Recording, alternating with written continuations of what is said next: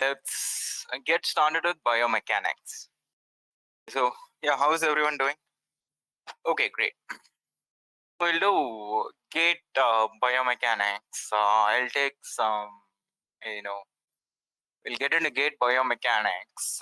But before that, this is one of my favorite subjects, and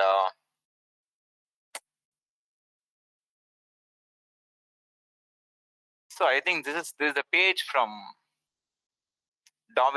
Leonardo da Vinci, right? So Vitruvian Man, yeah.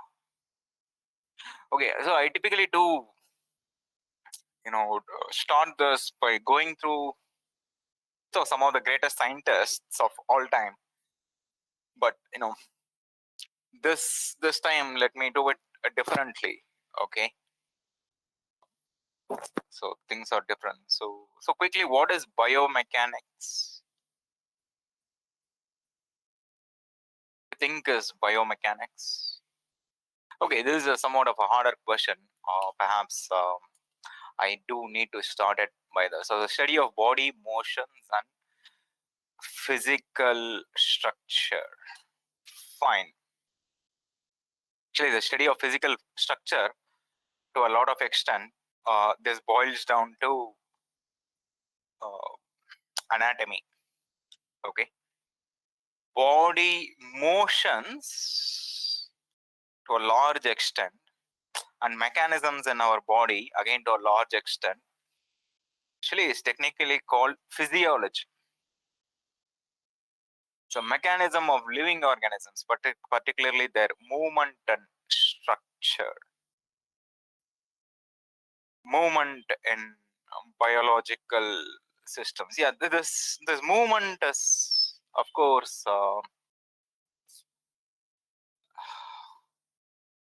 this movement is always there, but notice, in fact, the first thing that we'll do is study things when they don't move, things when they are static. Study of forces and movement of biological components, whether internal or external, external to the body. So forces and movement, and that again, these are very good definitions, but again, to give you again, yeah, a reasonable picture, I'll have to pull out some scientists. Okay. Okay, so yeah, let's start like this. Name some of the greatest scientists of all time, not of our time, not from a specific place, not from a specific field. Greatest scientists of all time. Okay, great. I always like Marie Curie because she is this exception in this male-dominated men of mathematics, men of science. Marie Curie kind of stands out. For that reason, I also always say Emmy Noether. Okay, Marie Curie and then Emmy Noether. In fact, is also I typically like Louis Pasteur. Louis Pasteur, yeah, biology, healthcare perspective. He's a great scientist, but greatest scientist of all times again, Mendel, Darwin, right? Galileo, Aristotle. Again, there are depending on the era, things different, but typically notice Newton. So he has embedded his name in not just history. Typically, this is past, right? He has embedded his name in the future, right? So Newton, yeah, Darwin and Darwin, Mendel, or actually two great biologists, and there are many more. Okay, so actually, yeah, for today I'll have to use this I'll have to use Newton. So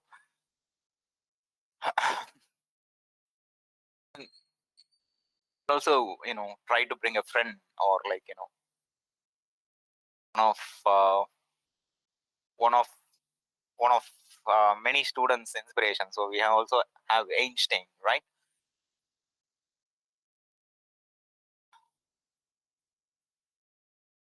So notice what Newton worked on is on calculus, classical physics, but this is referred to as classical mechanics. And then Einstein, of course, the golden year, he did 4 different things.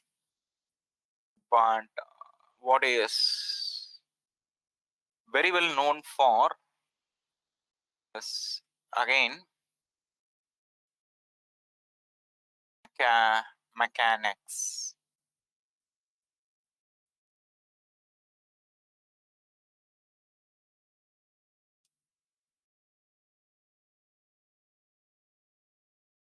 And Aryabhatta, Aryabhatta.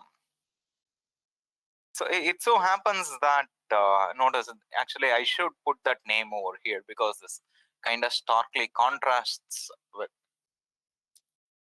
what is written over there. And as I said, I also should make it reasonably balanced. So I should put Marie Curie, then Emmy Noether.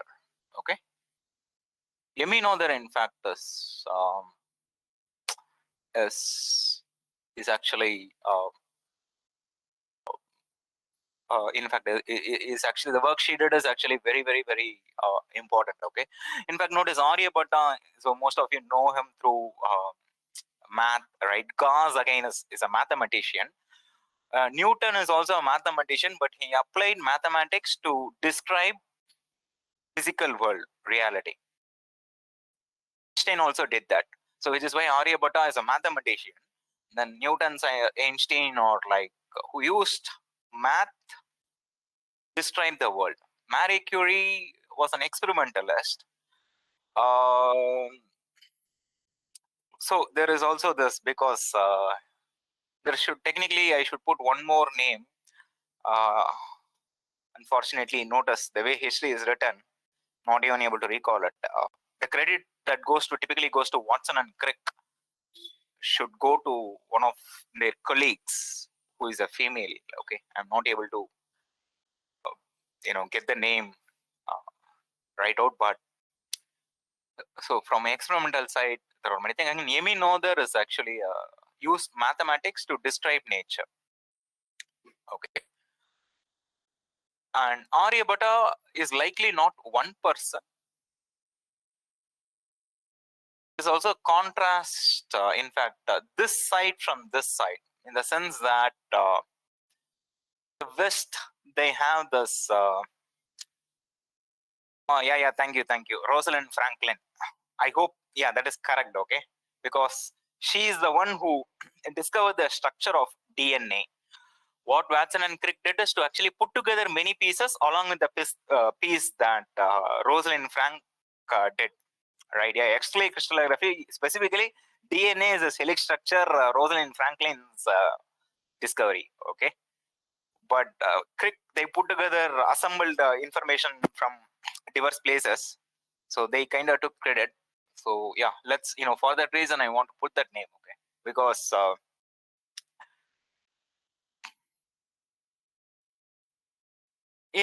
this is also our duty to, write history properly, right? So, so this person actually has. There is this in school times and all that. There is a story of a cat or a pet cat or something like that will be like destroying. Will push the scandal or something like that. All of Newton's work will be gone, and then.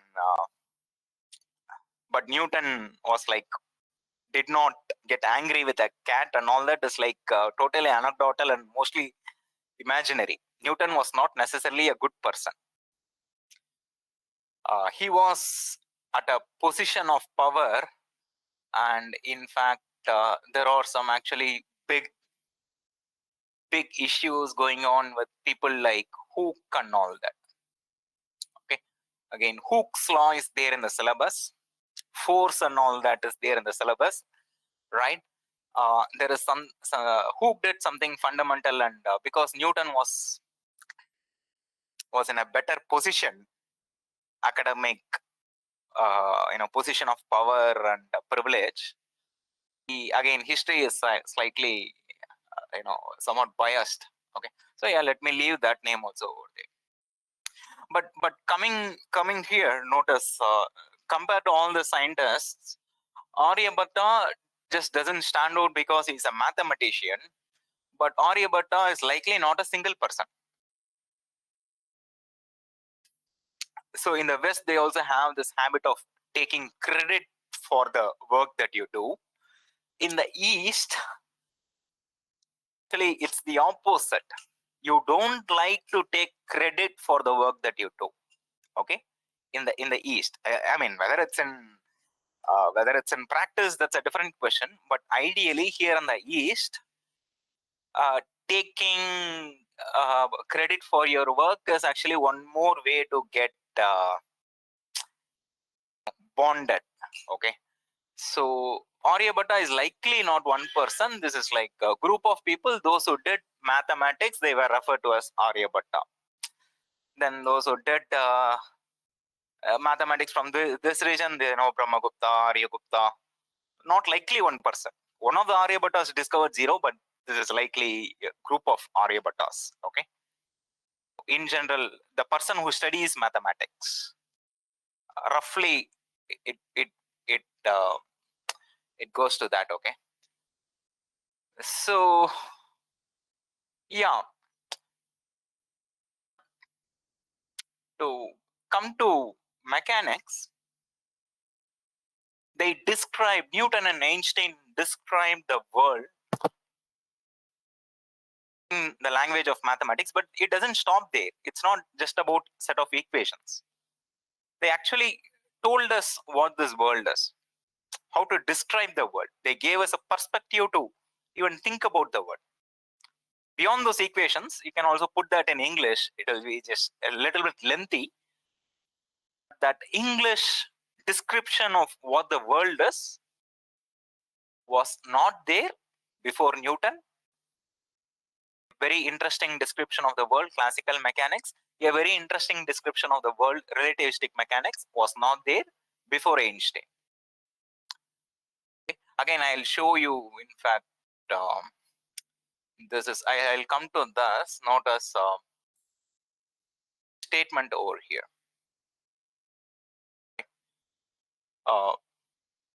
So Galileo, Newton, Maxwell, Planck, Einstein used mathematics to model nature and molded our concept of the universe. They molded it, and in the sense, they gave shape to the way we are thinking, right? Way of thinking that is consistent with observations, a way of thinking that is concise. So there is typically, many people can give you ways of thinking, but whether it will hold water, whether it will be consistent across different scenarios, typically not, which is why they fail. Okay, and okay, they can describe it, but I cannot write it in the notebook that I have. I cannot encode it in any fathomable, any foreseeable way, right? But there is a description. Again, no use. It has to be concise so that can be put to use. In fact, Maxwell did electromagnetism. I like to call it electromechanics. Before Maxwell gave 4 equations, Maxwell's equation describing electricity and magnetism. Okay, there used to be simply reams and reams and reams of experimental data. People are trying to make sense out of.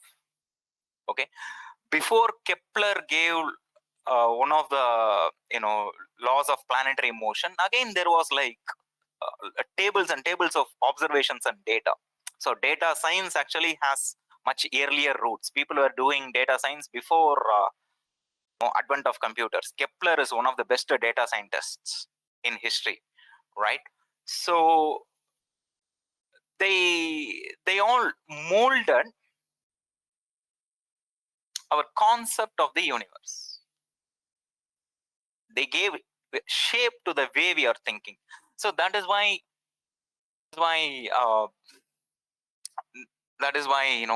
typically greatest scientists, they give us a way to think. In a way, they give us indirect senses, indirect perceptions of reality, right? In fact, in the stunt video, I said, hey, you can see direct sense with your eyes. You cannot see inside your body. You can extend it with some bio instruments and medical imaging tools. You can start seeing inside your body. Can you generalize it? Can you start seeing things that you have that no human is ever capable of seeing? No human is ever capable of seeing an electron, what's going on inside an atom. But we do have physics, right? So they gave us that perspective, our way of thinking, okay, that is consistent and concise. And so mechanics in general, again, most of you are correct about this. So this is about forces and motion. How forces affect motion. Okay. How forces and movement are connected.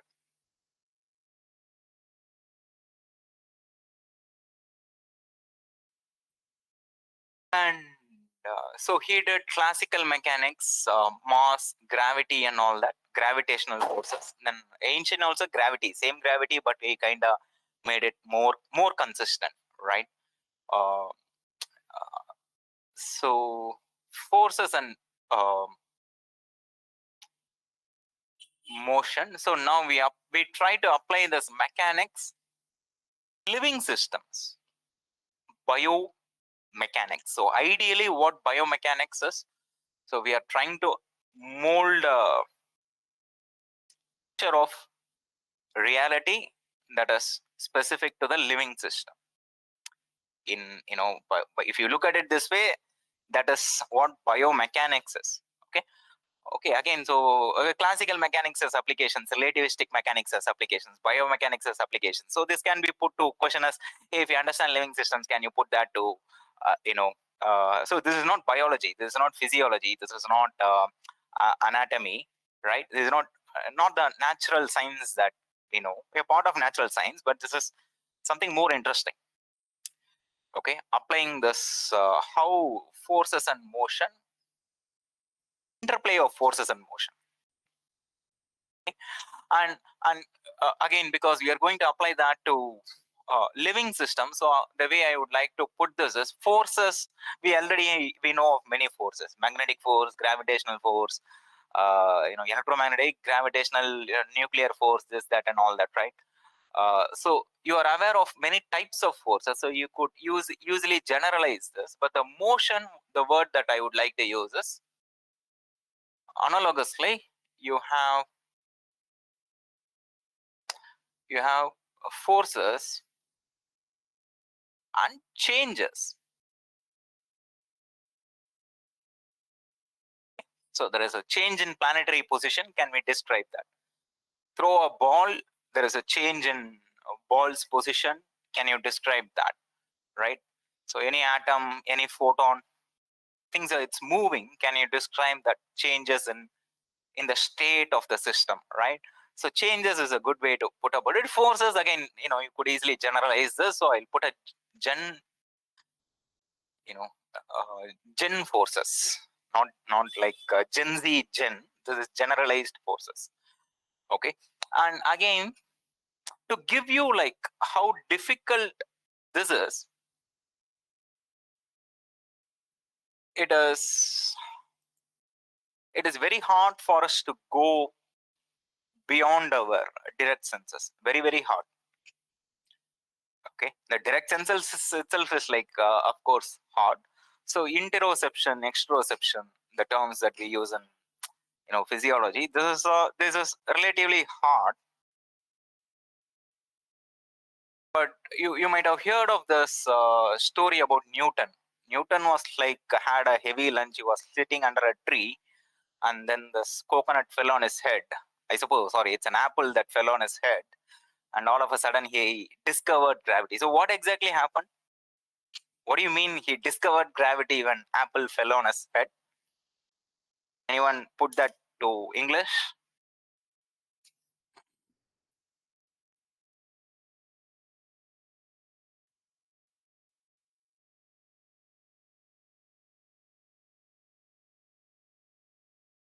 So Newton discovered gravity.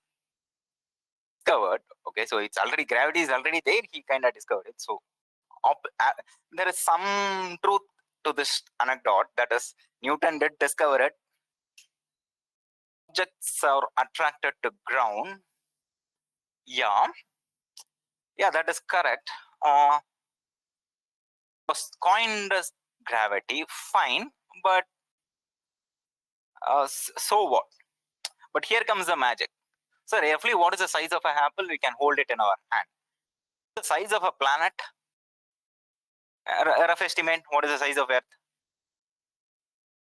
1,000 kilometers. Earth's diameter, let's put.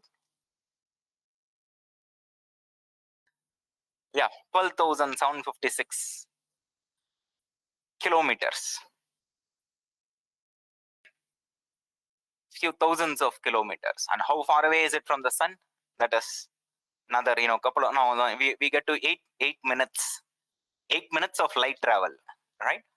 So that is quite far away. So notice the size of an apple, size of a planet. What Newton realized was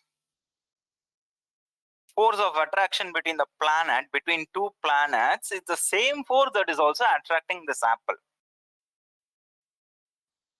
Size and all doesn't matter. Okay, it is a mass. There is something that this object has, the planet has, and this apple has, called the mass. That is what matters, right? So making that connection, literally, this is few centimeters. That is couple of thousand kilometers and few light years, right? So making that connection was not easy, was not apparent, was not easy, was non-trivial.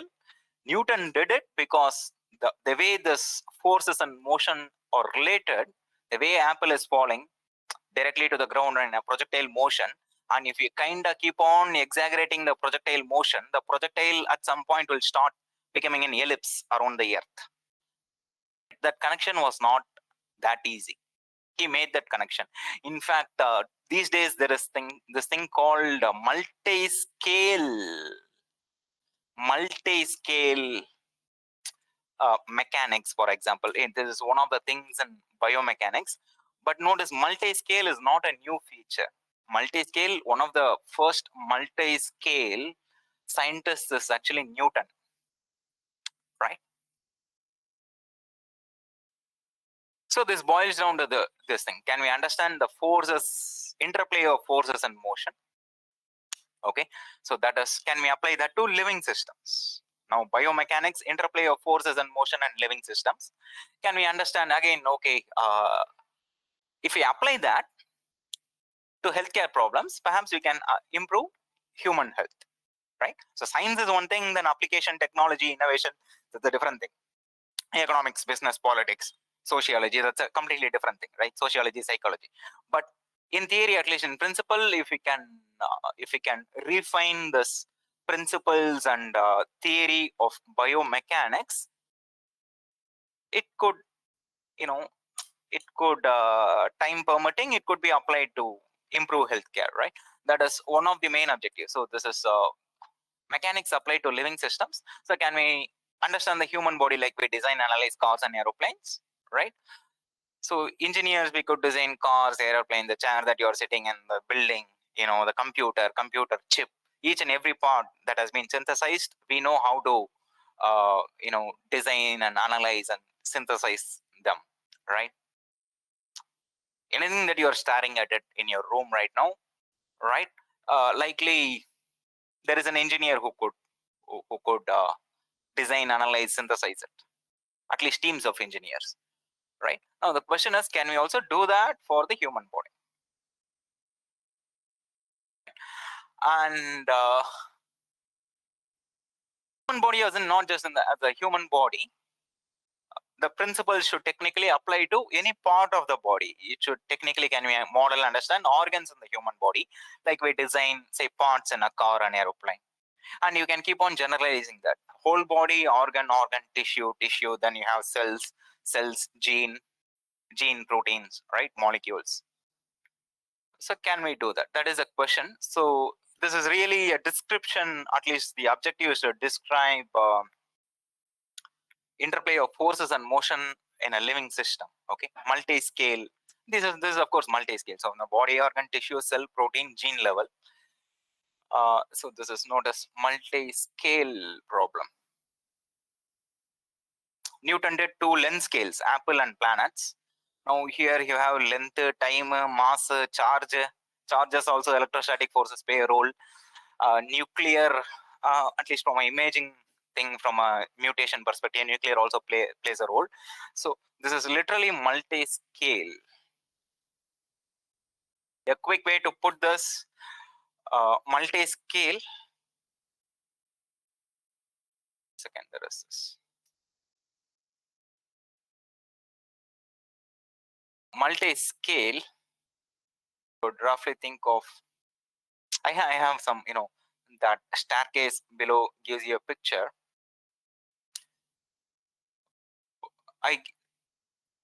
Multiple spatial scales. What do you mean by spatial scales? Length scales.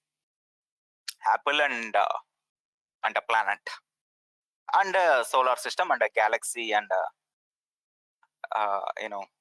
how this astronomy works, right? And then multiple spatial length scales, typically also multiple time scales, changes across different length and time scales. Okay. In a nutshell, objective of biomechanics is this. Unfortunately, so far, no scientist has put up his name for biomechanics. There is no one like Newton or Einstein or Maxwell or Aryabhatta. Unfortunately, that person's name at least is not known yet. Such a theory is also not there.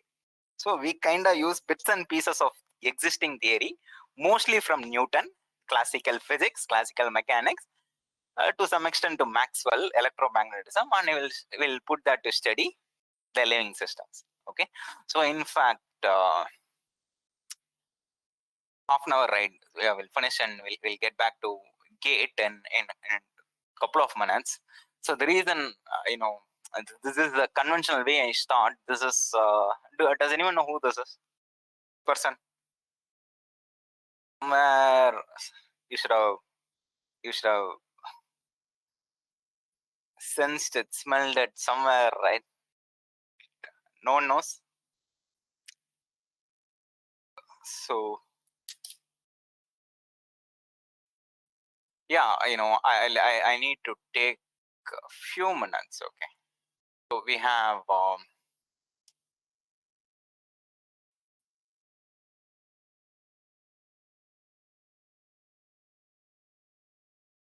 not Buffung, it is Fung Biomechanics.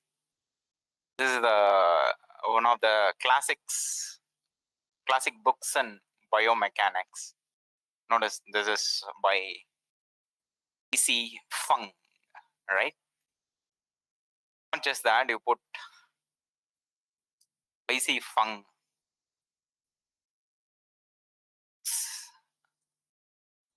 And so, okay, continue mechanics, biomechanics, circulation, biomechanics, mechanical properties of living tissues. Biomechanics, motion flow, stress, growth. Okay. So notice he has written a couple of classic biomechanics books.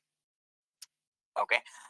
And he used to be my mentor's mentor. Yeah, yeah, we kind of, at least my mentor knew how to market things. So he called him father of modern biomechanics in a in a complimentary research article, and that name caught on. Professor Y.C. Fung coined the term bioengineering, right? So he was the first person to do that, and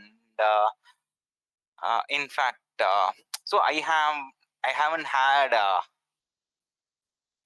grandfather like figures. I haven't had like at least grandfathers, paternal, maternal grandfathers, but Professor Y.C. Fung, I haven't met him, but he has always been at this grandfather position to me. Okay, my mentor's mentor, right? So academically, he is my grandfather, and it was very sad when he died a couple of years back, and this year also actually someone died. Not in a grandfather position, but a direct mentor. Okay, I had the fortune of working with him. He was dealing with cancer for about 20 years or something like that. When I was a grad student, he had cancer. He had the grit to actually face cancer and kind of live it. Not with problems, not like without problems. With pain and cancer, he lived for 20 years. Last 1 year or something like that, he was in bed and still working, and I was collaborating with them, and we also lost them this year. So yeah, while talking about this great scientists, I thought I would also see, notice not this K.R. Rajagopal, this Rajagopal. Okay. And he had made fundamental contributions to something called continuum mechanics. Okay. And in fact, I wrote a paper. I didn't get back to him with one of the drafts that we are writing, and it's still kind of like now that he is dead, there is no way to complete that paper, right? And I feel like I should have I couldn't get back in time, but of course he was actually in bed when we were collaborating. So I do carry some some weightage. Anyways, he's also, he's a legend in continuum mechanics. Notice Professor Y.C. Fung has written a book called Continuum Mechanics, right? So Professor Rajagopal is a legendary continuum mechanics scientist. Okay. Okay. So let's get back to GATE, the reason why we assemble, right? So this is Professor Y.C. Fung, and so his smile is evident. I don't think he's just smiling for the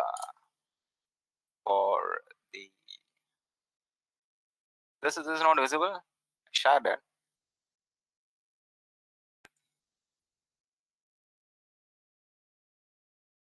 Tell me if the screen is visible again.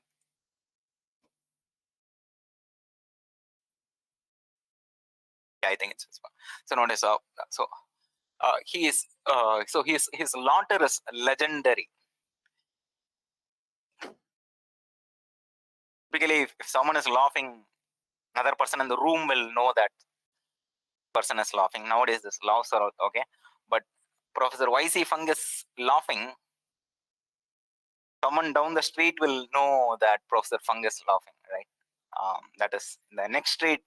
His laughter used to be quite loud, and notice the photo behind him is actually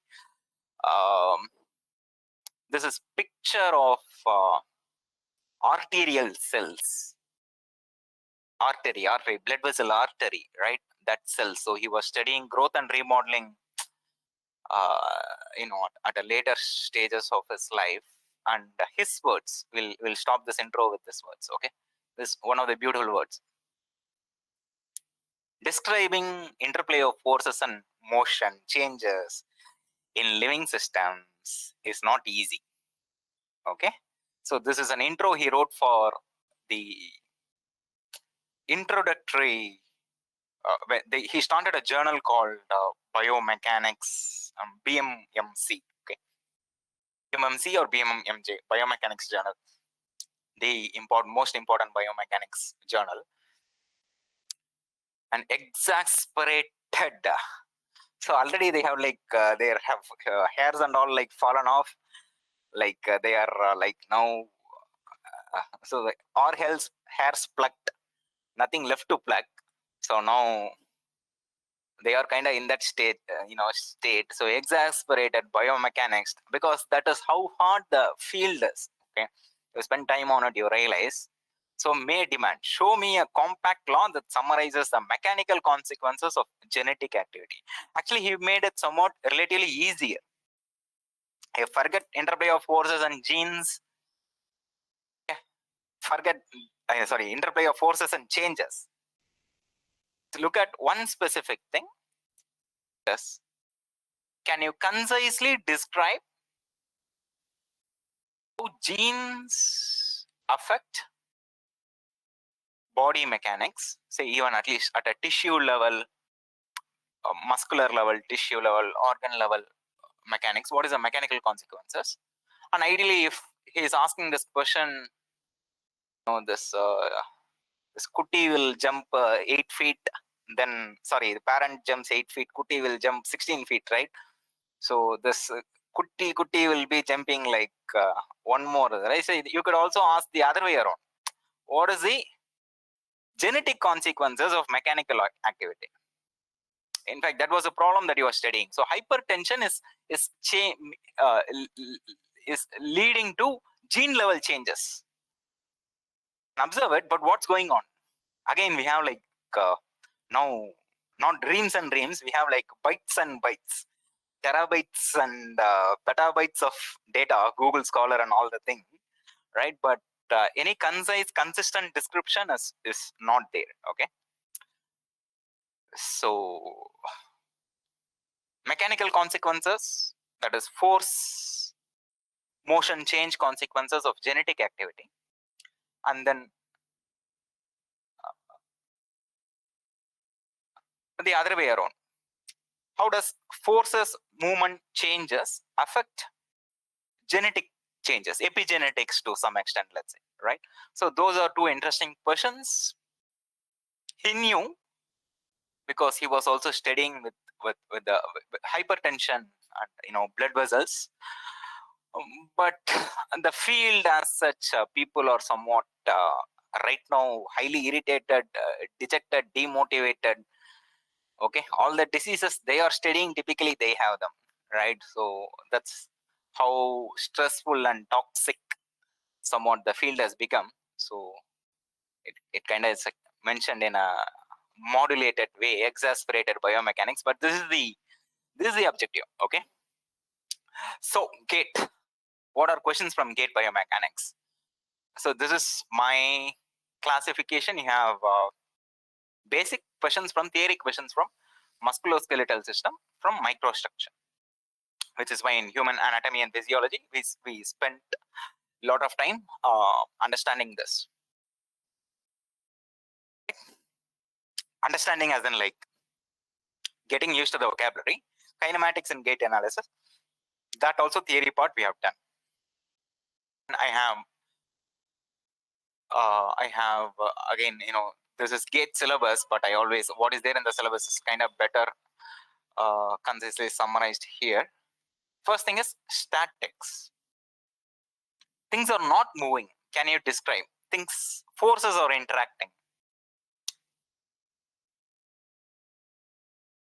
through the bodies, through the structures. Okay, you describe that. Forces, moment, things are in equilibrium. So think of moment, a force that is pulling it this way and pulling it this way, they are like now balanced. So now there is no change happening, no movement happening, right?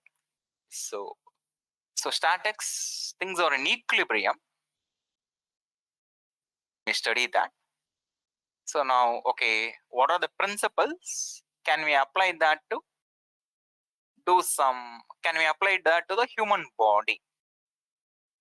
At a human body level, organ level, we can study blood vessels, simple examples,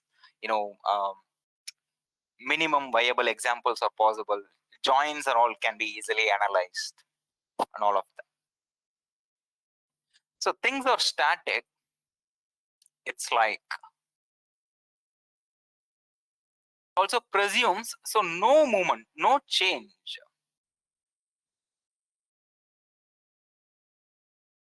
Have an object, there is no change going on.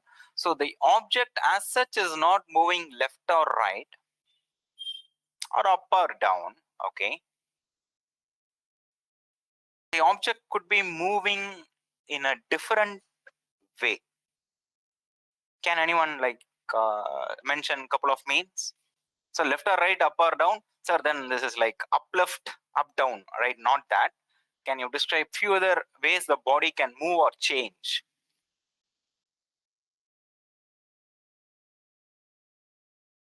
Now we are into gate biomechanics. Now this is like there is no excuse. This is like now is what we are sitting here for.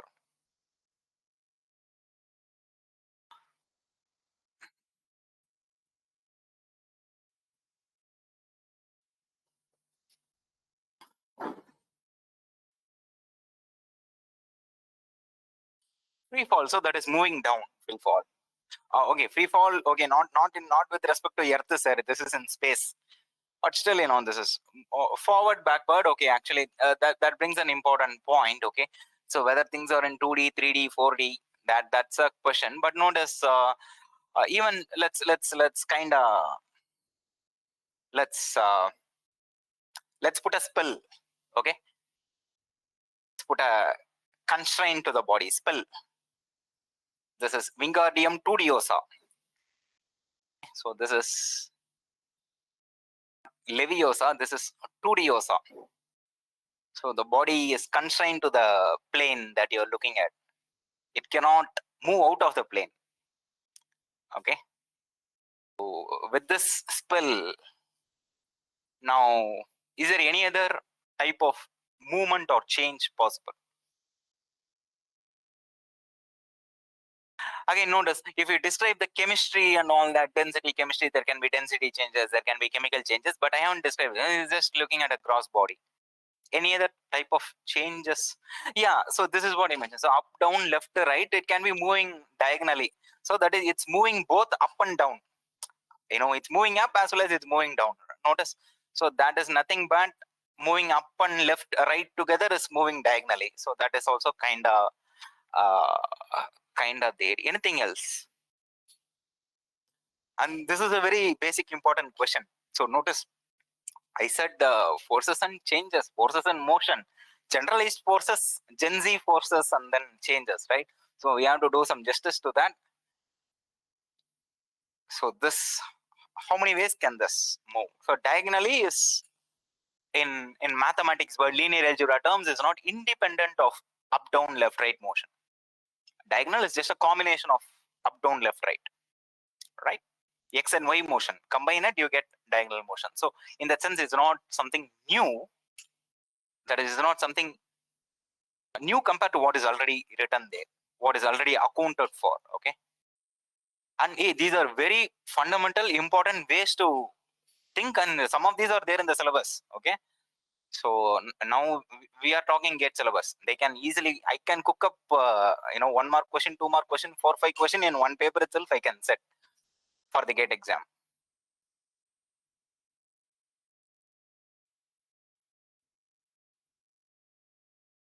I'll give you one because I'll give you a hint. The body could be rotating.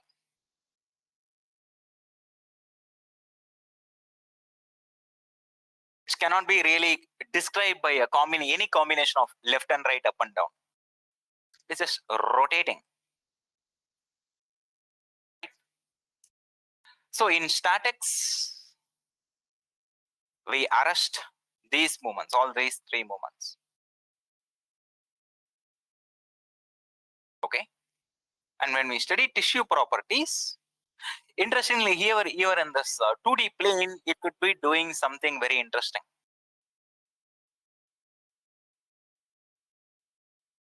The very pivot joint, if you have a pivot, you could have the pivot here, you could have the pivot here, so that this is rotating here. So any pivot joint, rotation is possible. Something else, some other important change could be happening here. That is, the body perhaps is stretching. Notice the relative distance between any 2 points. If you have to mark 2 points, they have moved apart. There is a change going on. These 2 points kind of went there. Body relative position among any 2 points. Which 2 points? Any 2 points that could technically change. Now that is a totally different. See how many points are here. Now someone starts counting, they cannot finish it. This is uncountable, uncountably infinite, right? But still we can describe it. Okay. So that is a introduction to continuum mechanics, because we came across that term, right? But okay, this 2-point moment is different. But let's take something that is fairly. Let's make the body simple. Let's make it straight like this. Elongate it. Pull it. CG, the body as such is not like moving, but relative distance between any 2 points are changing. Plus examples of this movement. And this movement, should it always expand? Should the expansion be the same everywhere? No, the body becomes something else. Shape completely changed. Right? Is what we are going to study in tissue mechanics. But the general body, any 2 points, that is very, very hard problem. So we will make it very simple. If I take a rod shaped thing, if I take a string, I pull it apart. If I mark 2 points, how will they move? That will depend on the forces that you apply. Can you connect these forces to the change? This point would have moved here, this point would have moved here. How much they move apart? Can you start quantifying that? That is the topic. That's the simplest examples of what we will be discussing in tissue properties. It is there in the syllabus. The types of movements, that is all of that is there in the syllabus.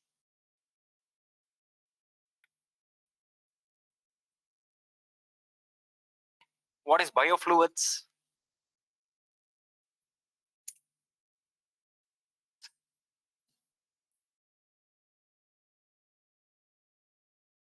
Biofluids. Now, in this object, initially the point was here, it went there. Here the point is here, it went there. Also have systems where you take a beaker, have water, right? And you take a stirrer and stir it. Which point went where? Literally, there are again uncountably infinite number of points. Where do they all go? Right? Here you can track. Here, tracking, longer term tracking has to be done differently, if not smartly. Okay, so that is biofluids. I hope again the distinction is apparent. Here you can mark 2 points and track them. Here, which mark any 2 points and track them. Here, which 2 points, where are they going after stirring? Before and after stirring a coffee cup, where did the point that I marked go, right? So There are interesting simple ways to describe that. So we can start describing, can use that to describe blood, plasma, urine, kidney, urine, lymph flow, sweating, sweat gland, sweat. You can also mix and match these things. Now, RBC cell is deforming and floating in blood. It's being pumped by this muscular heart. So now we can combine, at this level, real life example level, you can combine all this and put together. So that is biofluids. If you can describe body tissues, you can also use the same principles to describe biomaterials, implants, and the things that you come across. So there is a huge intersection between biomechanics syllabus and biomaterials syllabus. And so fortunately, some of the important, interesting things we'll get a chance to revisit. Okay. So this is what is there in the syllabus, and that is what is mentioned here. Kinematics of muscles and joints, free body diagrams and equilibrium. So statics, forces and stresses in joints. This is applied statics. Biomechanical, that's what biomechanical analysis of joints. Then heart tissues. So these are all deformable. Things can deform. Things are relatively hard. Things are somewhat time dependent, right? And then things are flowing. So you have like rock, you have toothpaste, you have blood, and then you have water, right? So this is thing from hard tissue, soft tissue, and biofluids, right? So that is there in the syllabus, and we'll I'll try to make it easy. Hey, and one more thing. So now my objective, I tried to make it easy, and this is also easy subject, but if it is entertaining and if it is pleasant, it's not necessarily good. I hope, have we made this point before? It might sound like old tape recorder repeating things, but active recall is important. Our memory tends to drop, so I have to do it. What should happen in a good class? Anyone tell me what should happen in a good class? That is near the end of a good class where you learn something. What should happen?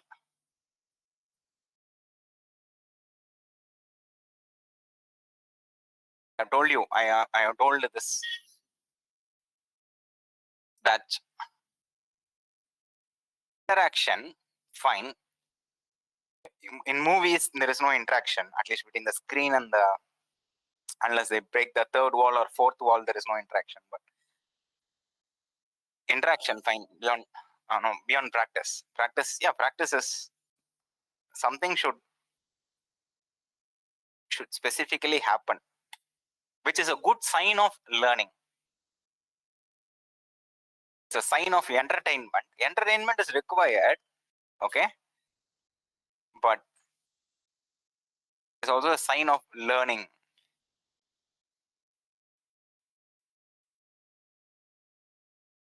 Anyone else? Thanks. So Isha she is actually saying it again, I suppose. You should feel tired. I have successfully made you flex your brain muscles. I mean, not muscles. I have made you flex your mental faculties, right? Your thinking, critical, logical, imaginative, critical, logical, creative, imaginative, right? I have made you flex those faculties so that normal workout leads to tiring. So sign of tiring is in fact one of the best signs of learning, unfortunately. So at the end of a good class, you should feel tired. If you are feeling entertained, right, was interesting, but did learning happen? Not necessarily. So entertainment is to actually this is like tea, coffee, snacks. I know you're getting tired, so I have to make you like happy. I have to play around with your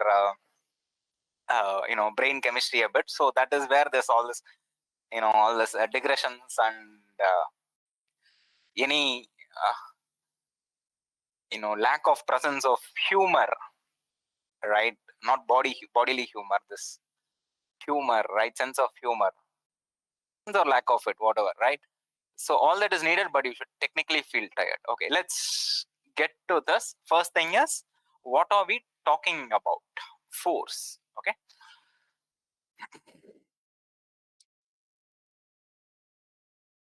First we want to understand what this unit is. Force. So mechanical force. I already told you, okay, there are generalized forces, there are generalized changes, and then that interplays with generalized forces. So what are the forces that we are going to study first? I will mostly stick to that. Okay.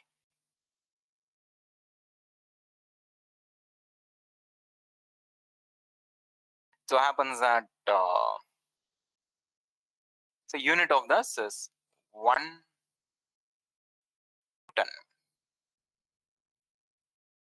So he didn't put his name in history, he put his name in future, right? 1 Newton. So these days people are writing, churning hundreds and thousands of paper left and right.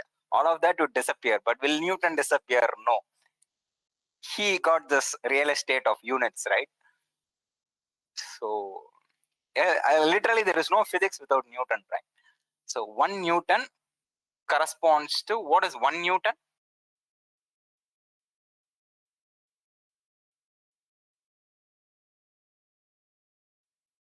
Let me write it down. Let's also write down, thing that most of you could recognize. This is force is defined as mass times acceleration.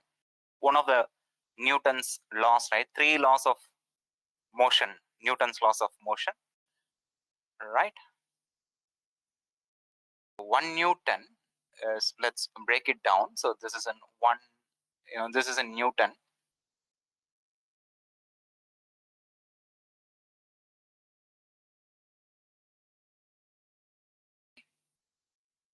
This mass,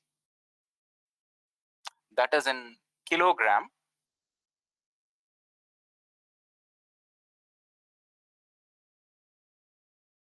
This is double derivative of position. X, I take 2 derivatives. Is an operator. So I'm roughly dividing by delta t square. What is this d square doing there? Yeah, that d square is combining with x. So there's an operator. This is units of meter, SI units per time square. So this is in meter per second square.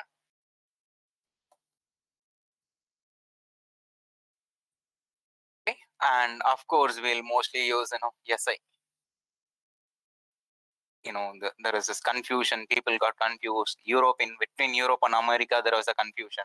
Now the entire world, globalized world, we don't want any confusions. I'm sure this, Chinese units will, the moment Chinese units are creeping into science, you have to, like, the axis of science has changed, and correspondingly the world powers have shifted. Okay, but it doesn't happen so far. So this is SI, right?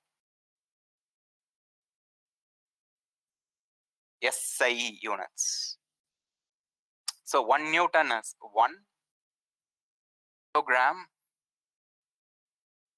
meter square. Sir, what do you mean 1 meter is 1 kilogram per meter square? Some of you might be wondering. Any of you like, sir, what do you mean by this? Any of you like wondering? Because I used to wonder, what do you, so use kilogram meter per second square. So yeah, it's a shortcut. kilogram meter per second square, kilogram meter per second square, instead of that, we'll put 1 Newton. Newton also we'll write 1 N, right? We won't write Newton, right? So this is 1 Newton. And regarding now unit conversion, there needs to be a master class on units conversion. So these are systematic ways to talk about standardized things. Recognize that meter is standardized. Meter is defined. The distance between this, right? Now, with respect to that, how long or short is the scale that you're holding? Slightly longer, slightly shorter. Instead of that, we use 1.1. Exactly the same, 1 meter. Exactly the meter as the standard, right? So this is comparative units, or always comparative. Seconds, meters, mass, all of these are comparative terms. Okay, let me give you, this is because we are starting with numerical. This is one of the most important things. I don't want again make anyone a scapegoat. So let's make one of our ancestors a scapegoat. So I think Professor Y.C. Feng was 100 years old. How old is Professor Y.C. Feng? In fact, 100 years old when he died, I think. Okay. Yeah, he was a centenarian, let's say. Okay. So how old is this person? His age?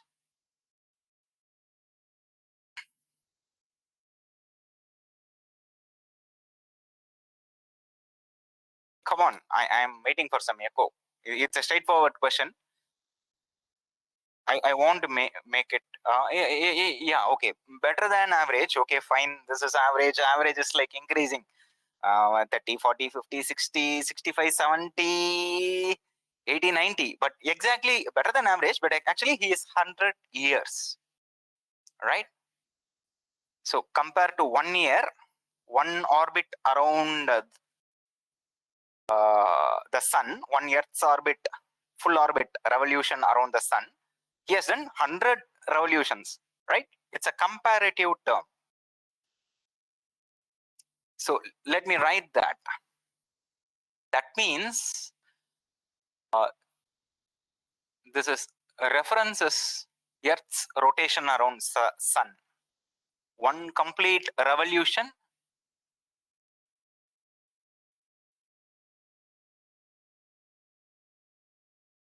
One year is Earth's one complete revolution around the sun. Notice this is just our intuitive way of talking about comparing things. Better than average, right? That comparison has been quantified. Compared to the time that it takes Earth to go around the sun, compared to that, how old is this person? How long did this person last? He orbited 100 times. So compared to that one complete revolution, 100 times that. We quantify it higher than that. In the higher, lower is like very rudimentary. You cannot like be very precise. So we use math. This is 100 years old. These units are comparative.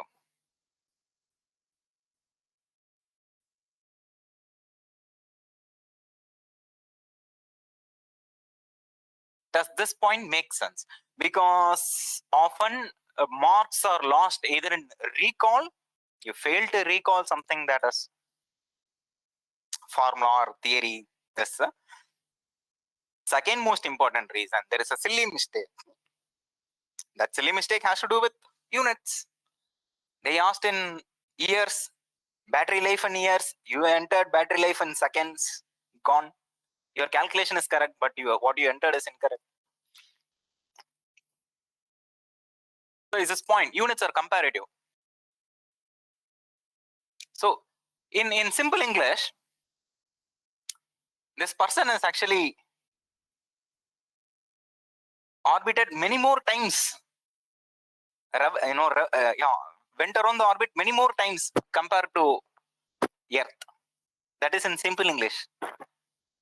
If you remove that 100 number from English, he went around the sun many more times. Okay.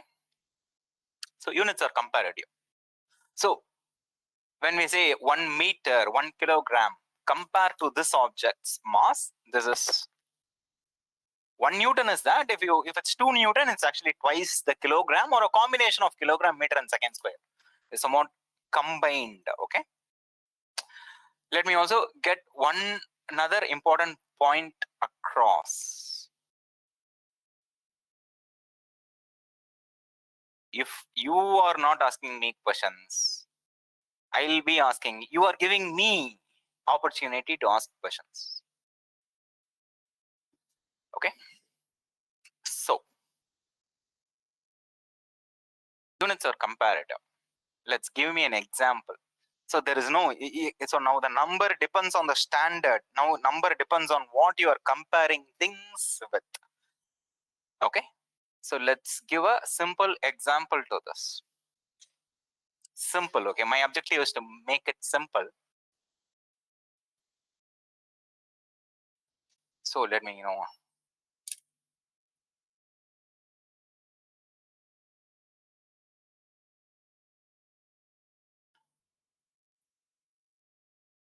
So let's use.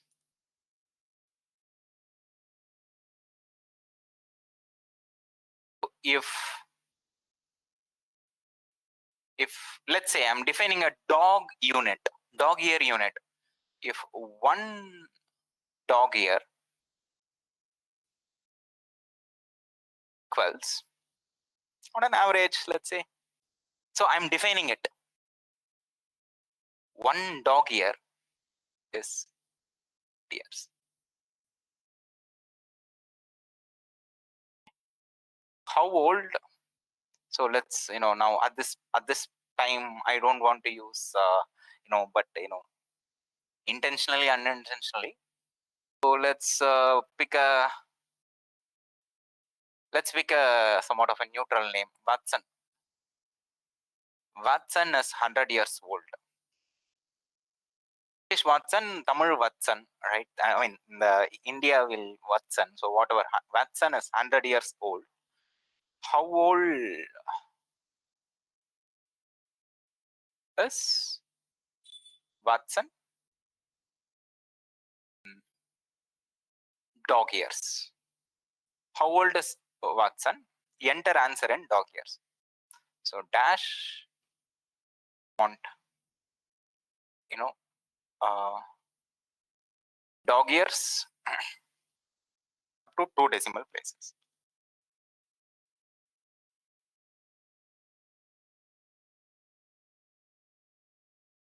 Dog years, enter up to 2 decimal places.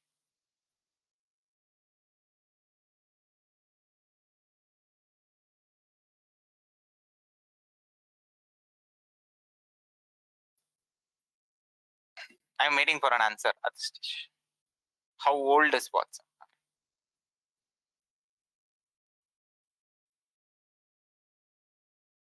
How old is Watson?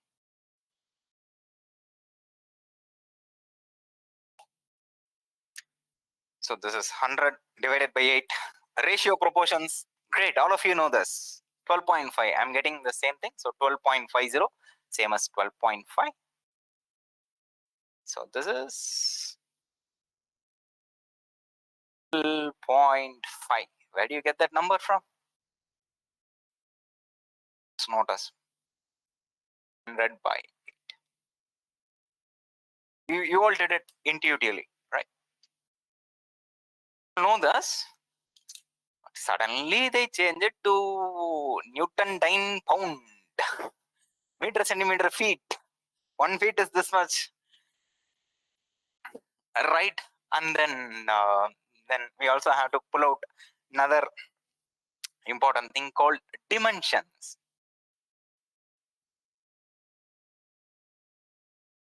So there are what physical quantities are there.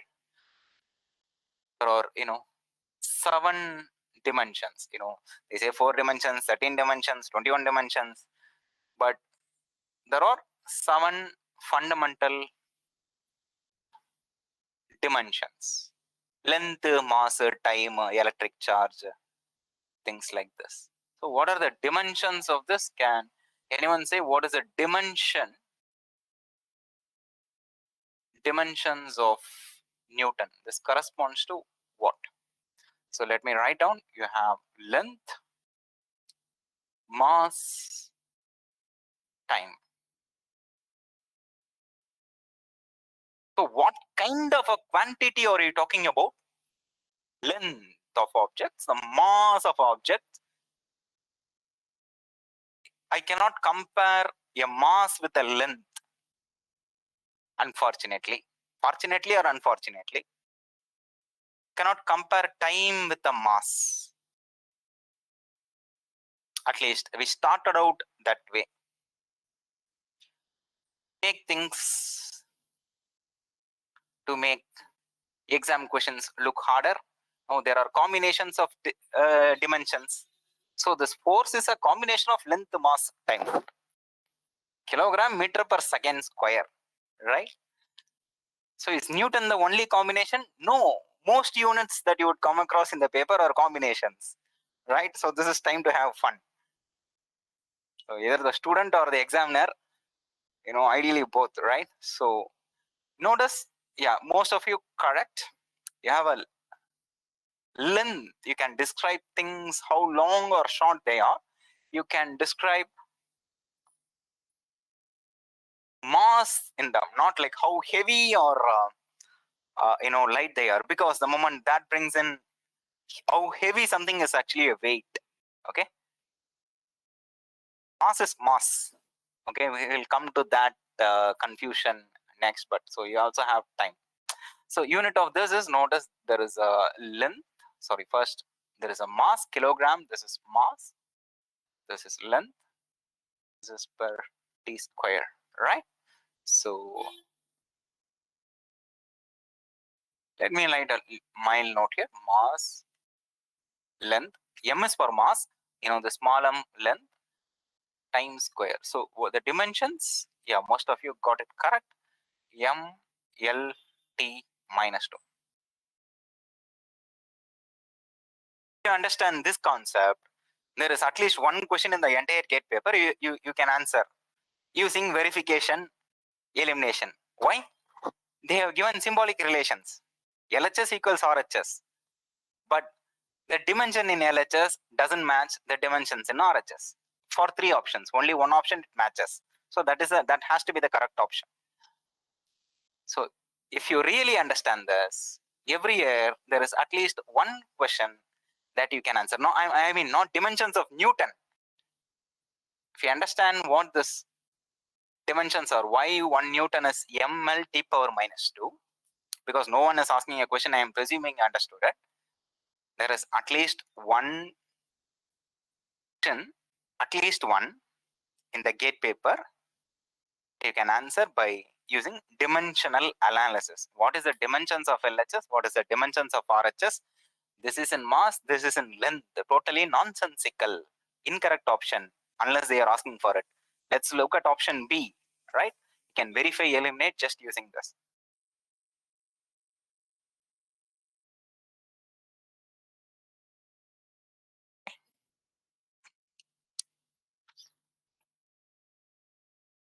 See, many of the things that I say might look trivial,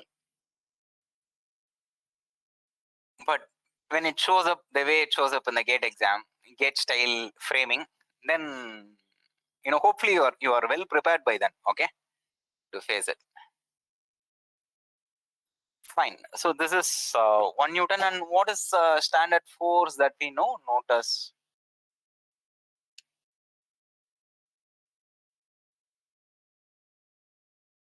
weight of an object. This is mg.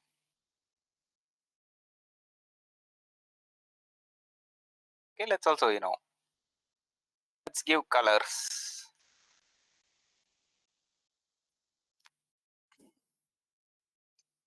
So now weight of an object, weight is a force.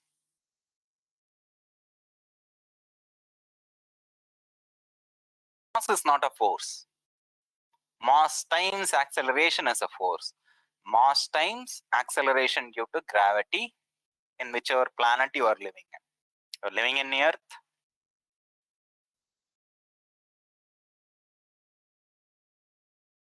You are living in Earth. Acceleration due. What is the value of g? So weight is a force.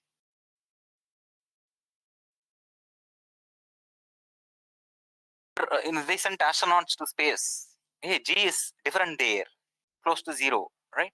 The person doesn't have a weight. Yes, he is in free fall. He is floating, right? Yeah. So, but what is the what is g value? You will have to recall this in the GATE exam.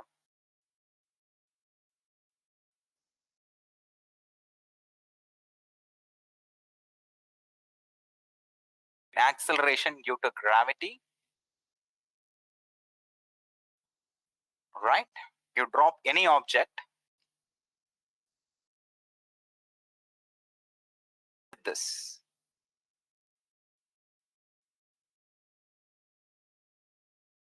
acceleration for any object is the same.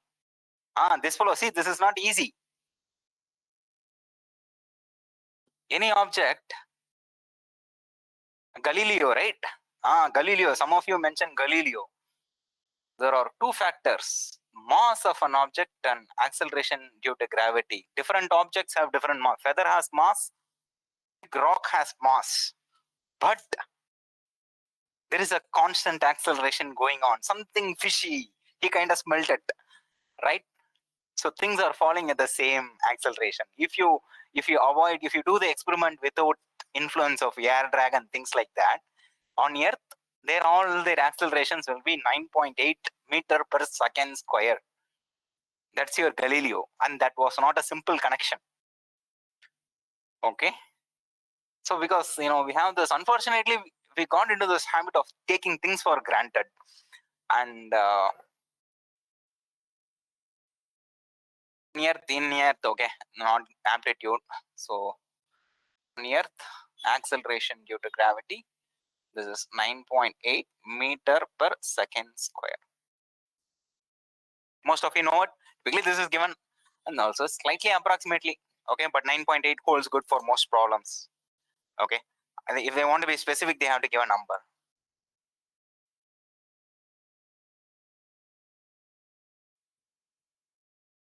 So let's quickly recap.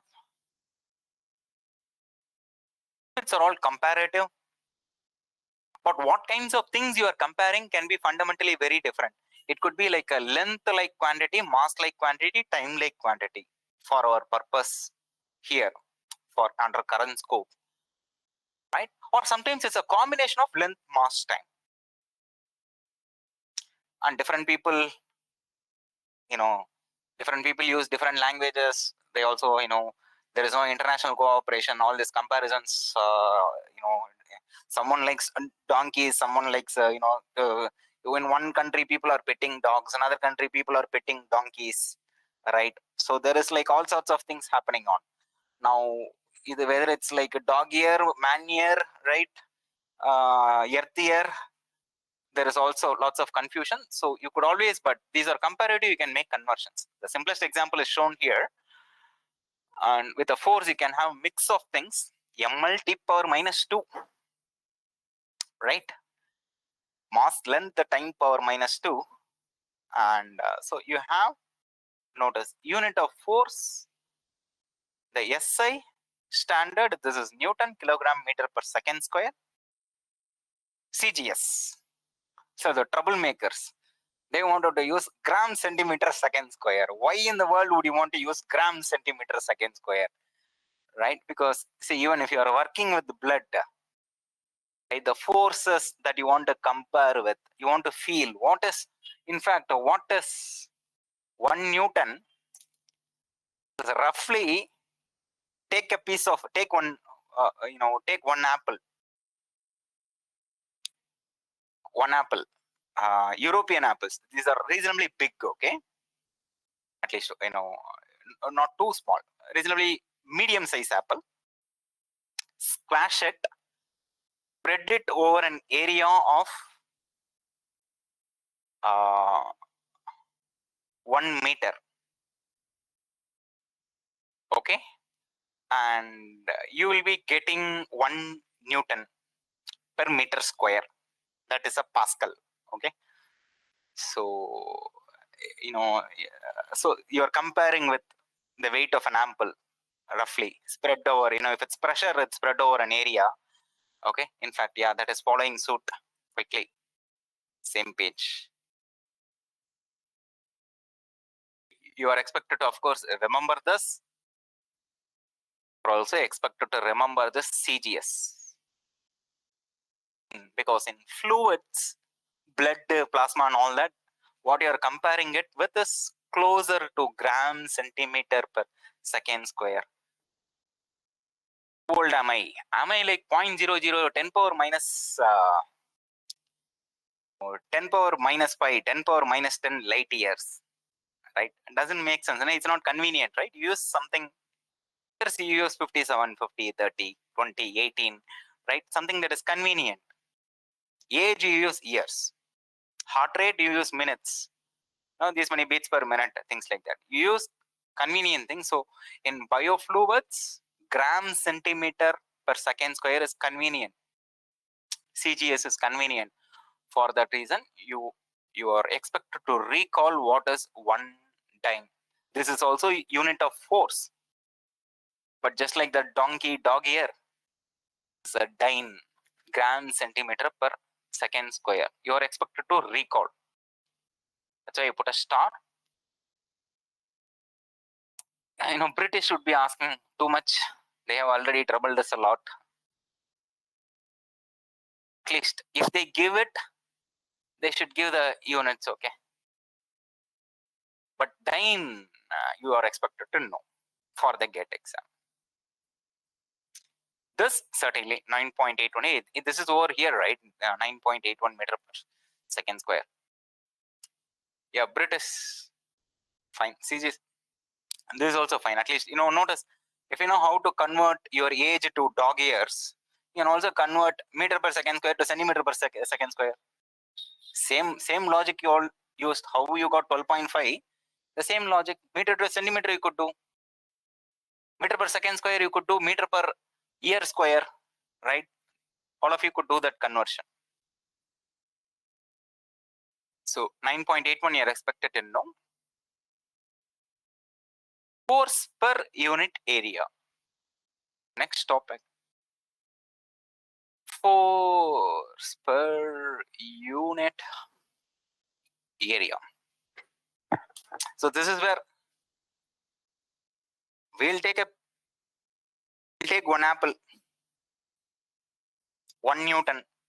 Its weight is 1 Newton on Earth. So 1 apple is roughly 1 Newton. Okay, 1 average apple, European apple, and you squash it. You put it over a 1 square meter. So roughly, let's say if you stretch your arms like this, that is 1 meter. So area, length into breadth, right? So in fact, I have a reasonably large desk in front of me, roughly 1 meter square. Most of your desk is likely to be 0.3, 0.4 meter square. 0.2 to 0.4 meter square, most of your desks in that range. So my desk is close to 0.8, 0.9. I have a reasonably big desk. And so if you squish an entire apple, smear it on the surface of this 1 square meter area.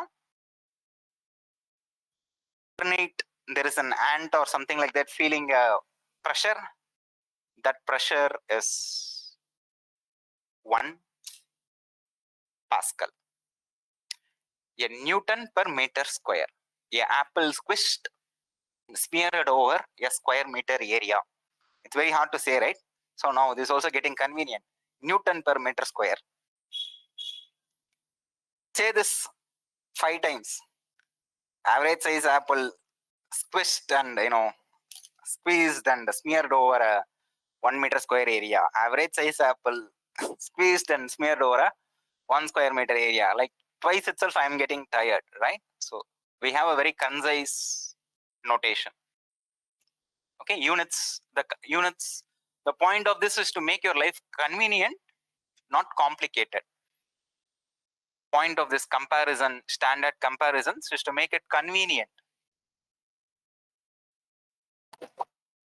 Okay. Again, I might sound like a old tape recorder every now and then, but that is to deliberately sound out so that the message goes across. So there is brevity in the scientific language of units. Okay. So Newton per meter square, count the number of syllables. This person, okay, not Pascal, another scientist. Someone else thought Newton per meter square. My mouth is like, so probably this is a PG student, like MS student. Okay, he's like saying this again and again. His mouth is paining, and he thought, hey, let's put a proxy. 1 Newton per meter square is 1 Pascal. Two syllables, Pascal. Right? Well, write it. You have to write PA, Pascal. Done. Right? So that is 1 Pascal. You are expected to recall this. And then the friend nearby, European friend near, is calling this person. PA is not that convenient for my tongue. Let's call it, right? Actually, that's psi. Okay. Again, but we'll ignore that European friend. Whether from British, German, okay, Einstein, we'll ignore them. We'll stick to Newton, Pascal. Okay.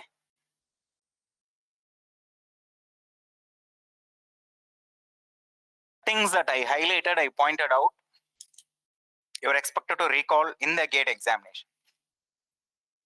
Give you many more opportunities, practice sessions, recall sessions, revision sessions, diagnostic test, mock test. But you're expected to recall. Have questions on what is this? You feel free to raise it. From now on, it's a recall exercise.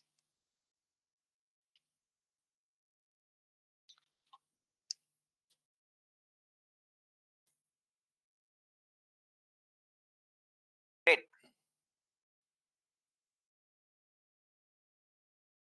So ideally,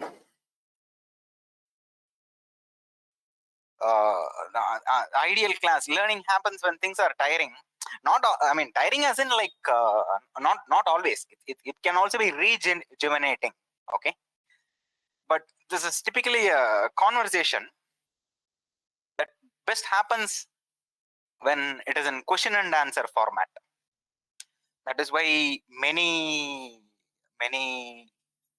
Indian literature or history, culture, they are in question and answer format. Okay, many Veda, Upanishad, all of that, even Puranas, Mahabharata to a large extent, even this is question and answer format, because often answers don't mean a thing if the question is not there. The answer start making sense only if the question makes sense. Ideally, it should come from the students, but understandably, asking questions is also hard. So there is a dialogue in a Tamil movie. You should try answering. Asking questions is fairly easy. You should try answering. You will know how difficult answering is, right? All the feeling of all GATE students in the examination hall. You are thinking about the committee member, right? Mock test, it might be happening. Same thing might be happening, but I am trying to train you for the GATE exam, right? So all students are thinking, the committee member should write, and I will set a question paper. He should sit and write, right? So because the common test, asking questions is easy, and then what answering is very hard. But if you think about it, asking questions is also hard, because the right question is a spark for the answer that that ends up as a fire, right? So the right question is important at this stage. So I will have to, I'll be the student, I'll be the teacher, I will ask the question, I'll answer the question. Hopefully some of you are like, it's like some of you are smelling through your nose, sorry, smelling it through your ears, right? Some information goes across. Okay, Pascal, things done. Let's get to some examples of forces. Hey, there is at least get question in this one slide, concepts in this one slide. There is at least 5 to 10 marks lost because of not understanding this unit conversion. That is a simple example that is shown here. Okay.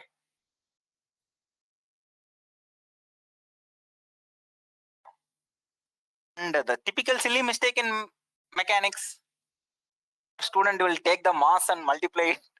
We'll put it in the thing, and he will be entering a mass and not necessarily a weight.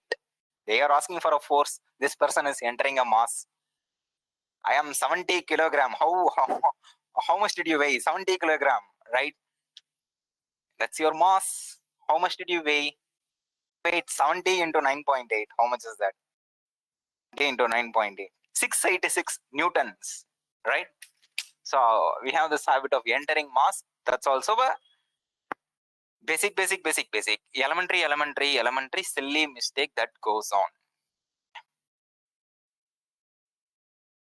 Fine. Let's get to forces.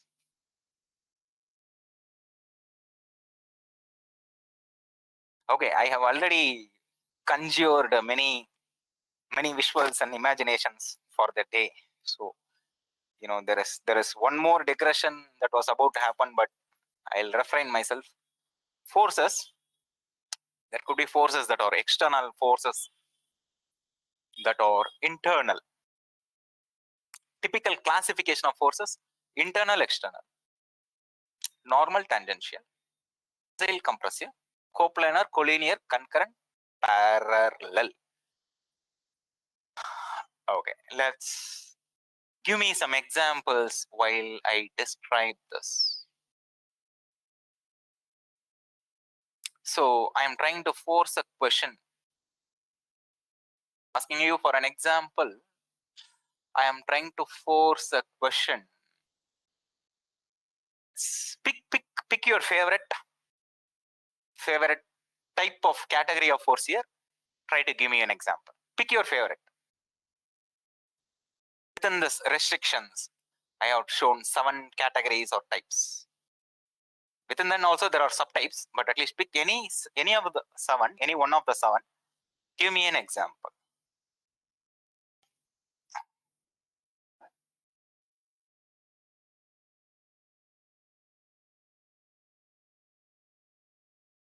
Think of an example.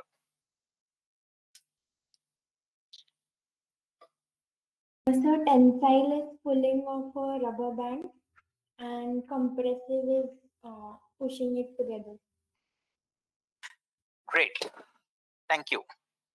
So, yeah, we had this egg example, right? Egg beak is like this, pushing it from the chick is pushing that egg from outside, shell from outside. That is makes the forces, stresses tensile. So that is correct. A simple example: take a rubber band apart. The relative position between many objects can tend to move apart in tension. Relative distance, relative positions between objects tend to move apart with a piece of rubber band. Pushing a rubber band is hard. You could of course push it and feel it to quantify it. The cell mechanics and all that. But again, if you take a piece of chalk, you are sitting on a chair. The legs of the chair are getting compressed because of your weight.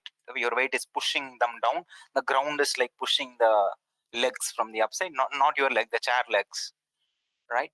So you can take any object, It's fairly intuitive, relatable. You can compress it so that the relative position between objects tends to get closer.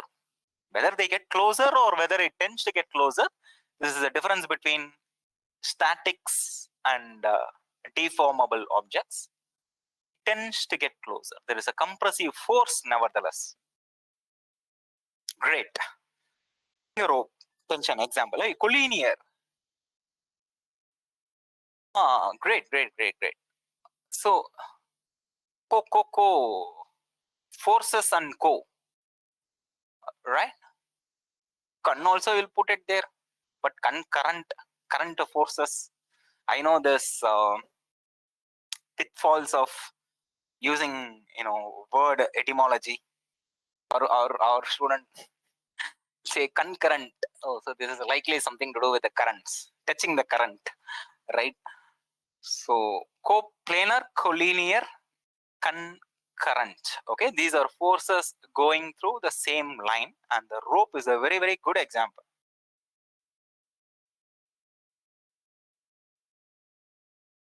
The rope forces along a same line. Con. Let's highlight the co.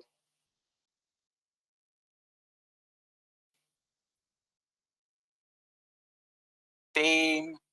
Same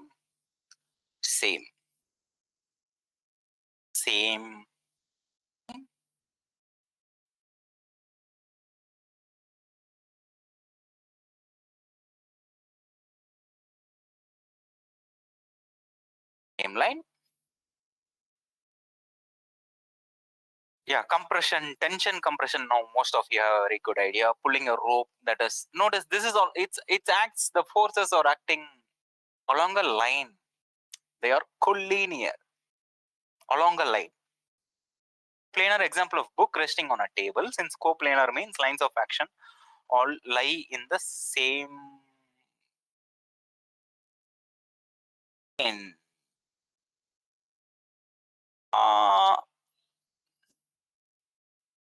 Yeah, but fortunately, you are very close. Your guess is very good, Niranjana.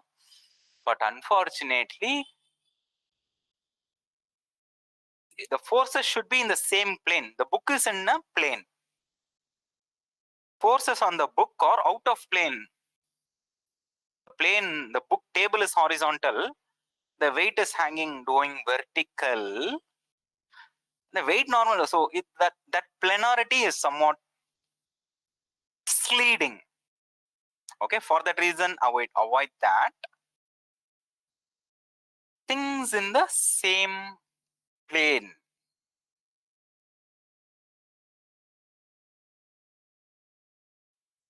Most of you might be wearing a chain, right? Chain with a pendant or a dollar.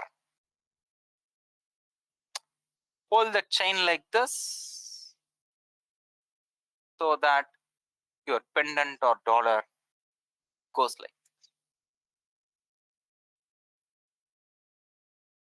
So if you, in fact, if you look at this pendant, let's say this is sometimes connected here, it's connected here. If you look at the pendant,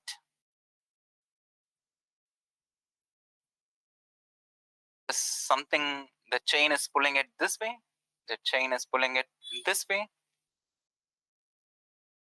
the weight of the pendant is acting downwards, and all these three forces are in the same plane. They are coplanar. Okay, so technically the book is also coplanar because the weight of the book and the normal reaction are in the same plane, but they also collinear, actually same line. Okay, but coplanarity, even if there are like 10 forces, all of them in the same plane. Put a 2D spell, Wingardium 2D will constrain it to a plane. Forces movement outside, in and out of that plane. Only things can move.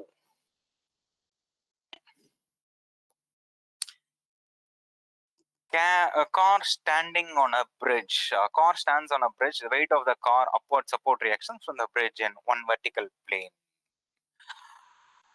Again, I want you that is ideally again. If you look at it in one way, that is correct, but a little careful. With little care, depends on how you approximate the car. The four wheels.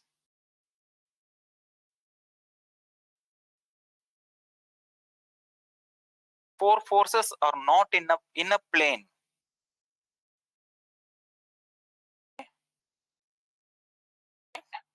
But there is a different idealization here. Notice the four forces are not in the same plane. They are not collinear either. They are not coplanar, they are not collinear, they are not concurrent also. Again, car is not a good example. Any 2D object, anything that is constrained to move in 2 dimensions would be a good example. I chose this pendant specifically for that reason. Pendant lives in 2D, right? So that would be a good example. At least, do you see what I mean by these four forces not in the same plane? There is a plane here for the front wheels, right? And there is a plane here where those two forces are in, right? So and it's not the same plane. Is a distinction clear? So, but again, thanks for the car example. This is what I would refer to as all these are parallel.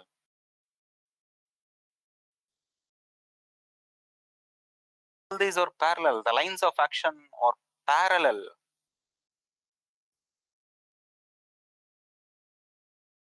Okay, they are all along same direction. So notice this is also same.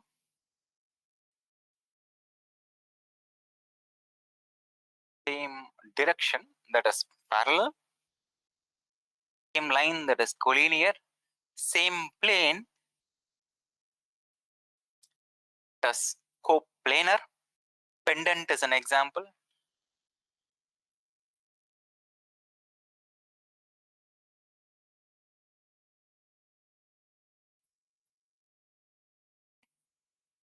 The car, the reaction forces in the car wheels almost all vertically pointing upwards, so that is parallel. The car is moving, they stop being parallel. There will be like ground, friction and few other forces.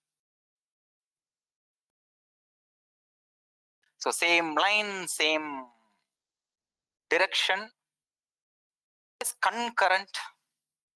I didn't write that. Same direction.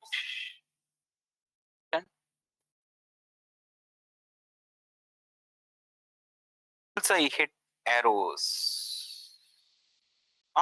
Correct. All the forces under consideration, they are passing through a same point. Again, the bullseye, there are many forces acting. They are all converging at a point. The line of action of the forces.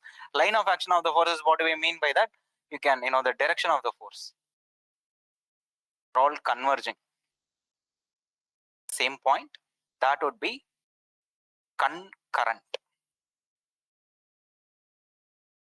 Okay. It need not be, there is no 2D as a cursor spell here.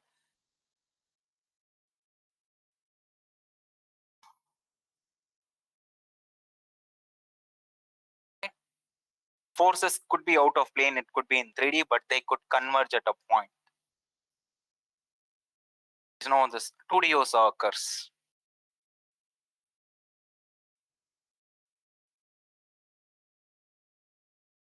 Great. Normal tangential. And then we have, I noticed someone mentioned external, internal. External forces act from the outside environment. Internal forces act within the system. That is correct.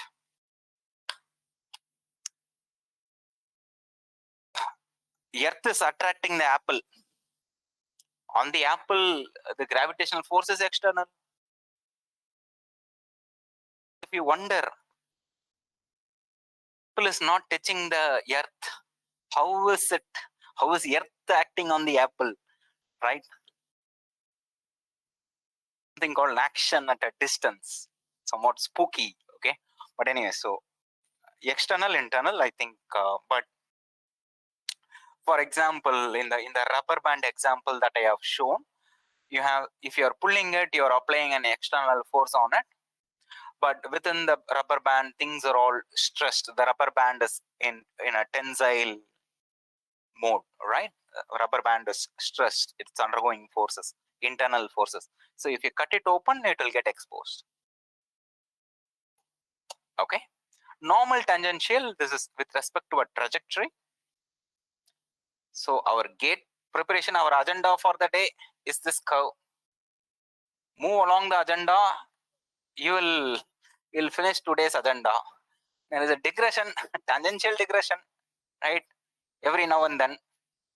But if you want to make the trajectory interesting and not a straight line, right?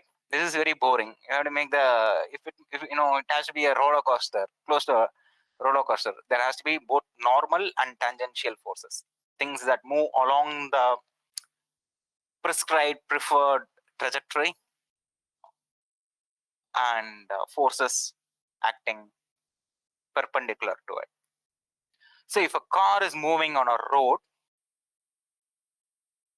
frictional forces and the tire and all, if you look at the tire, the forces in the tire is along the road.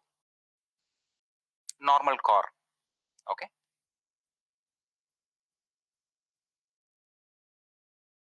Car is taking a turn, it can also have this centripetal force, right?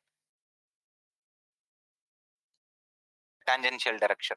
In fact, car trajectory, better example is this.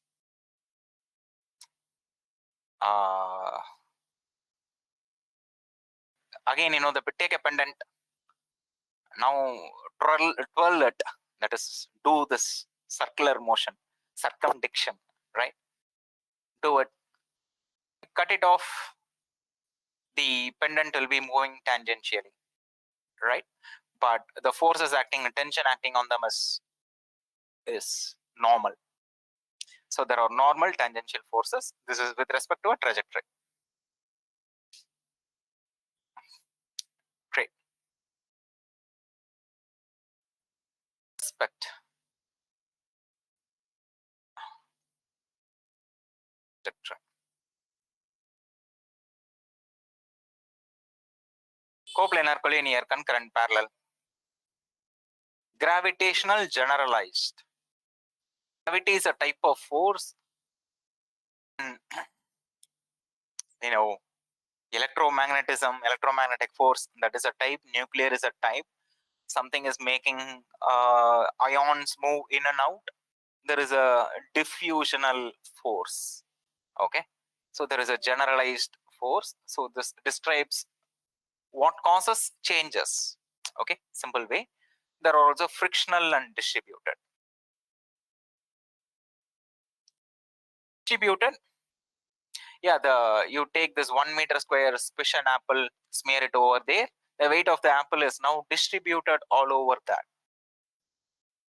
It's the distributed. Good example is pressure is a good example. Per unit length, per unit area. Sometimes you can also have per unit volume. Not pressure. Pressure is per unit area, but you can measure forces with respect to length, per unit area, as we do in case of pressure. We can also do it per unit volume, density and all that. You could do it per unit volume. So this is basic theory. Hardly there aren't any questions, but sometimes special cases, moments and all that, when you get to, the normal vocabulary, you want to understand this. Is basic working vocabulary that you need. Biomechanics, numerics, let's get to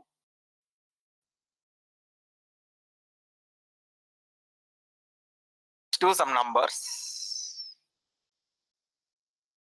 We have schematics, which are figures. These are schematics, representations. Okay, even photographs would be representation, right? So we have schematics. Consider two forces F1, F2, shown in figure 2.7. Okay, figure label is here. Assume that these forces are applied on an object in the XY plane. The forces are all in the XY plane that is there in the, the piece of paper or the slide that is being shown. In and out of the slide, out of the screen, no forces. All the forces are in the plane of the slide. The slide as in the screen, laptop screen. Unless in very rare cases, your desktop has a curved screen, curved monitor. Most phone screen, laptop screen, these are all flat. The forces are there. They are not the direction in and out of that. So they are not in 3D. There is a 2D also curse here or a spell here. Okay. The first force has a magnitude of 15 Newton. So this is 15 times Newton and is applied in the direction at an angle alpha. So this is your first force.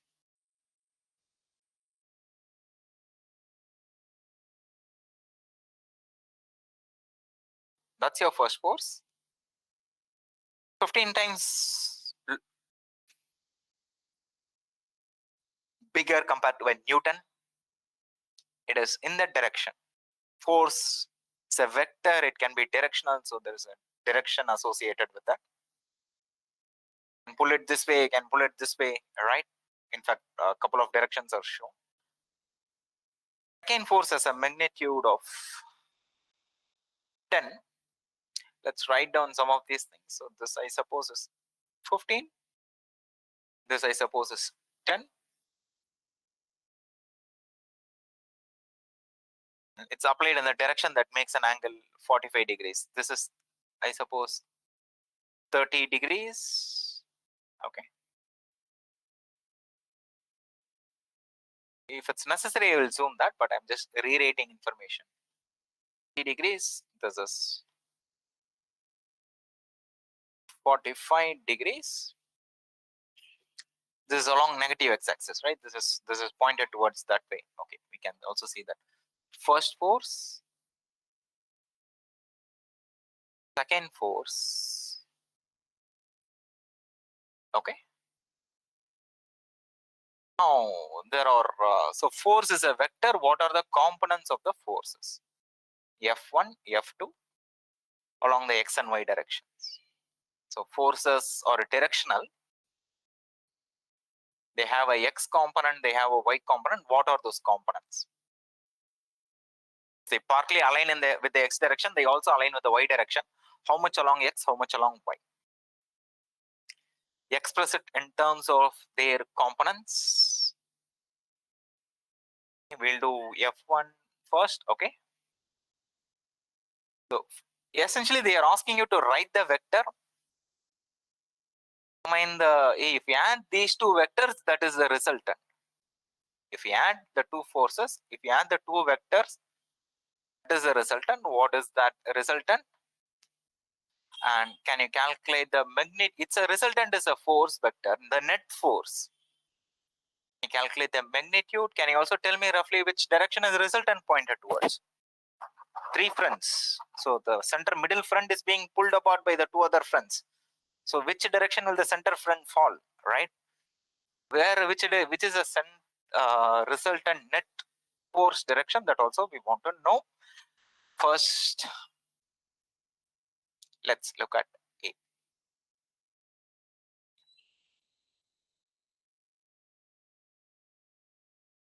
Okay, so let's put this in English before I write down equations.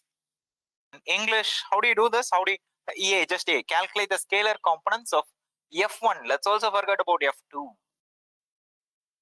Get the scalar components of that vector. A vector magnitude direction is given. Can you, simple English, 4 or 5 words, or maximum 1 or 2 sentences, describe it. F1 cos 30. Yeah, what is the component of that along x direction? What is the component of that y direction? Very good.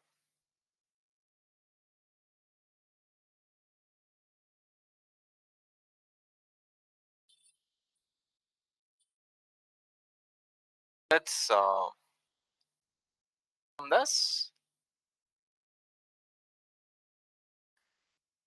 just going to draw our F1.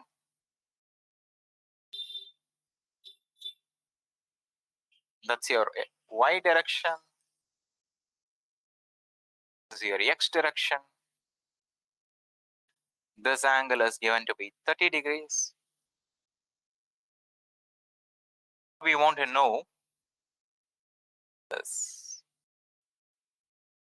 This is partly aligned along x direction. What is the length of that? That is purely along x.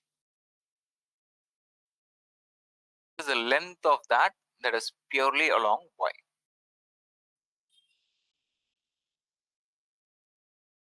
And to make our calculations easy, we have Cartesian coordinate system. Life has been drastically made easy because these two axes are perpendicular. These two components are independent. One doesn't affect the other. Can combine to form a new direction, but one doesn't affect the other. So that's that. They are perpendicular. How much is this length? How much is that length? Those are the components. That is the question. As Isha Chaudhary says, yeah, if you know the total length of the force, that is 15, you can perhaps easily find out the component lengths. Okay, someone other than Isha. The length of this orange line that I have drawn. This is 90 degrees, notice. So this is also 90 degrees. Do you know the length of the hypotenuse? You want the adjacent. Other than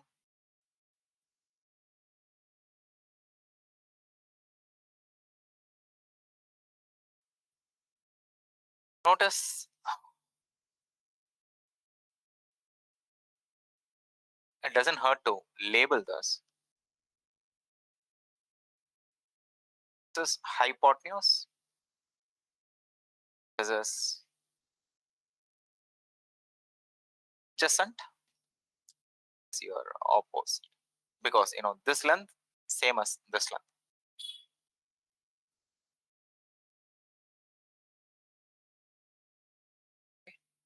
See, notice this triangle's opposite length is same as the yellow line, length of the yellow line that you want.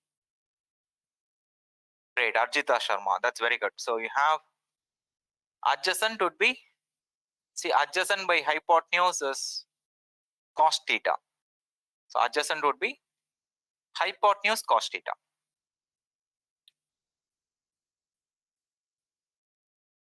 15. Let me write the entire thing. Component of that is 15 cos theta. I have just applied definition of cos theta. Nothing big. This length is 15. How long is this one? 15 cosine of 30 degrees. That is the definition of a cosine. The opposite is 15 sine 30. Hey, now there is suddenly there is a change of heart. 1 sine 30, F1 cos 60. Oh yeah, that's correct. Opposite is 15 30 degrees.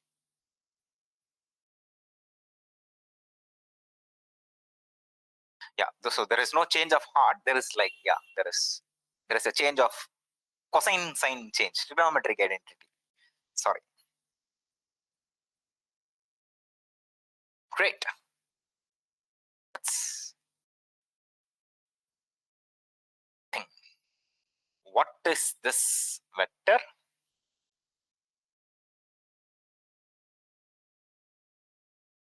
We have a couple of ways to write this. First vector I'm putting this tilde, not going skating, skater board. That's a tilde, saying that it has a magnitude and a direction. It's a vector. There are a couple of vectors here. The first vector, force vector 1. We can write this equivalently in a couple of ways. You can write the x component, that is 15 cos 30 degrees. You can write the y component, that is 15 sine 30 degrees. This is one way to write it.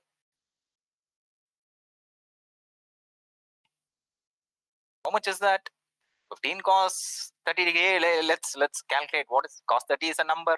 30 degree calculated. So I got my that day. Actually, I have successfully resuscitated this calculator twice. So once there was a electronic soldering issue. I debugged it and I gave it some life. Then last week I spilled some coffee and then appeared to create some issue, but again I did some minor resuscitation. It started working. So this is 15 cos 30. How much is that?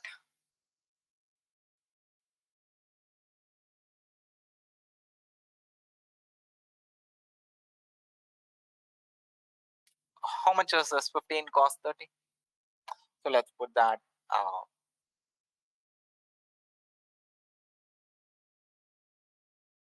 Just 15 cos 30. Hey, 15 cos 30, 7.5. Yeah, I'm in degrees only. This is the calculator after the resuscitation. They have to hey, count how many fingers, right? I didn't do that, so this is 15 sine 30. So this is 15. This is 7.5 newtons.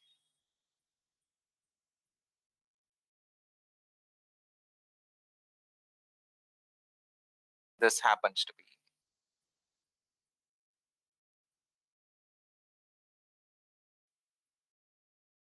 0.9.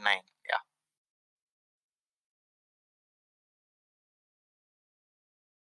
0.99. We'll call it 13.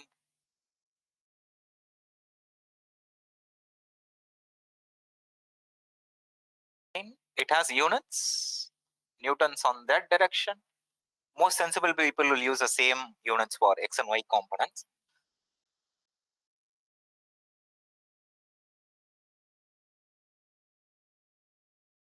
So this is, these numbers have units. They are comparative. Okay, 13, 12.99. I suppose 13. Okay.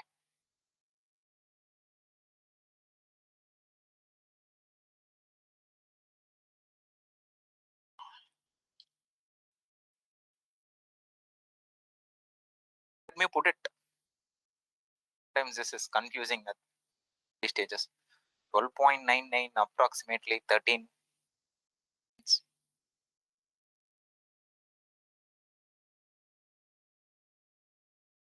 Also give it some contrast. Color is one thing, contrast is another thing. Contrast agent added.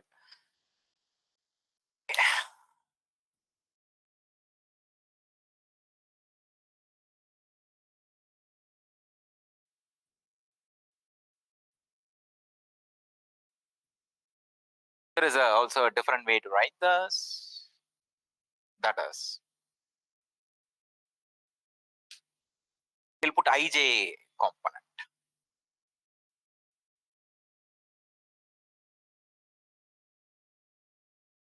15 I. This is one more way to write the vector in the I direction and the x direction.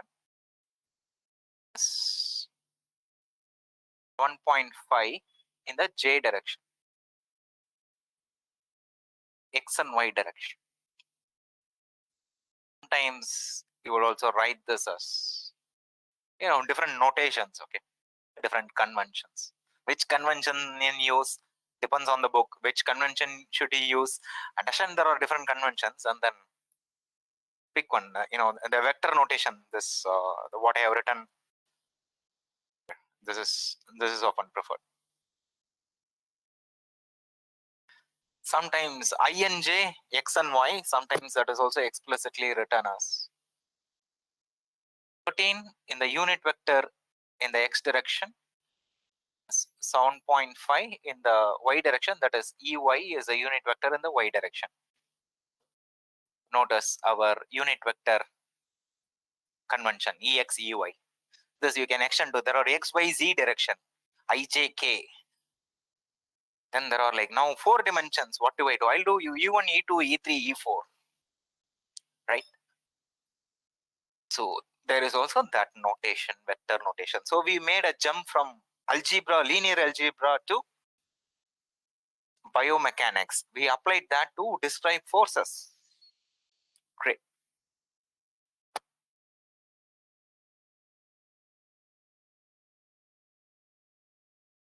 So we did. Hey, what did we do? We only found component 1 now. Okay, we'll do find component 2. So let me write down what we found. Exam, you're supposed to write that. Okay. 13i plus 7.5j. We found it. Let's pick this fellow. Give you 2 minutes. In the exam, you're supposed to do this in 20 seconds. I'll give you 2 minutes. Can you write F2? This a dash with the I and a dash with the J. Okay, let me give you let's give you some space. Dash with the I plus a dash J. Complete the two gaps.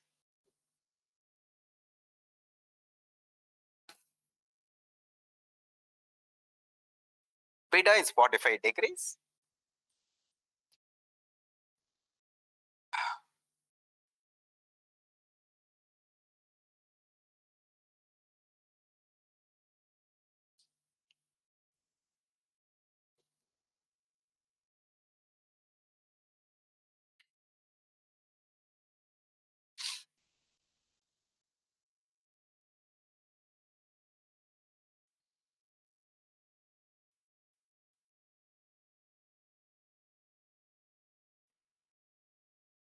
Right, 45.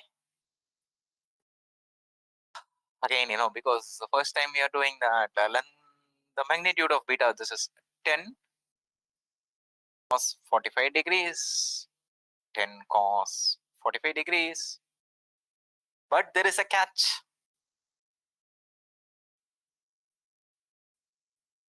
The negative x direction is shown in this figure. It's also mentioned, at least in the text also it is mentioned.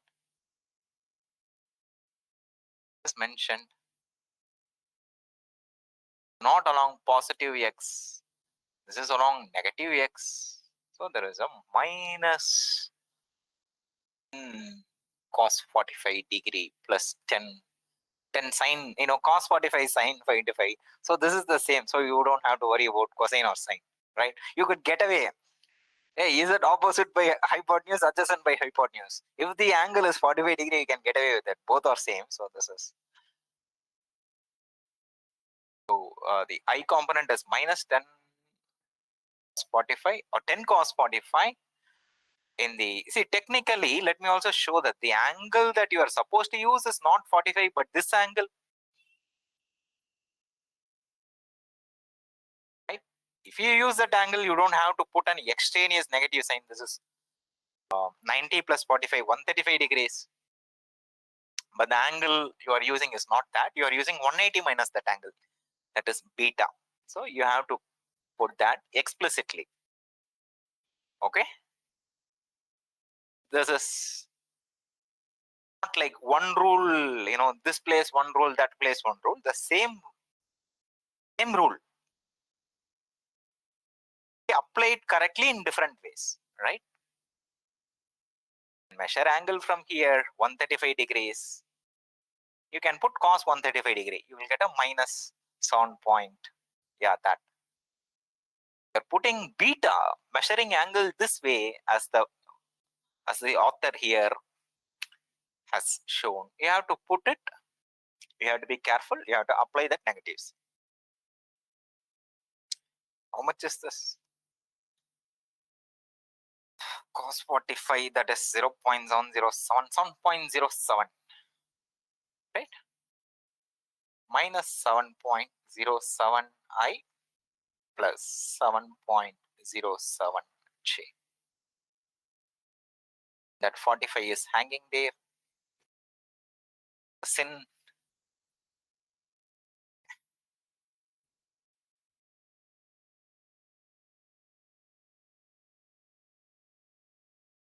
We have done with A, we have done with B.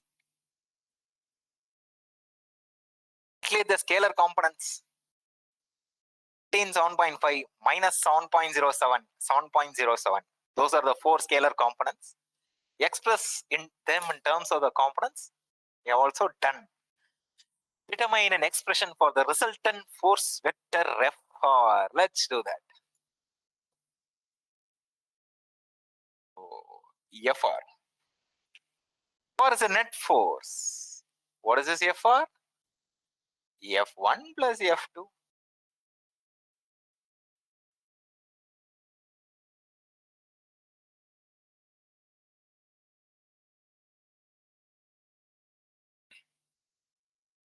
Want to write it, it's F1 plus F2. You have to do component wise. Yeah, most of you are getting this. Great, thank you.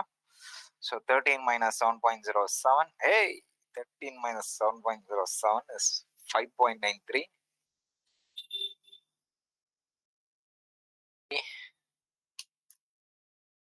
And then, so I'm going to take that for granted. You're all good children, right? This is 14.57. That is up to 2 decimals. That's very correct. Thank you. That is 14.57.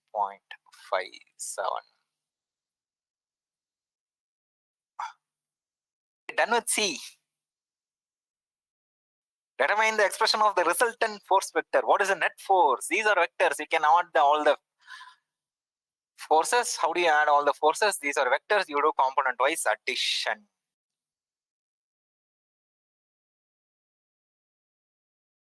I didn't explicitly write that step.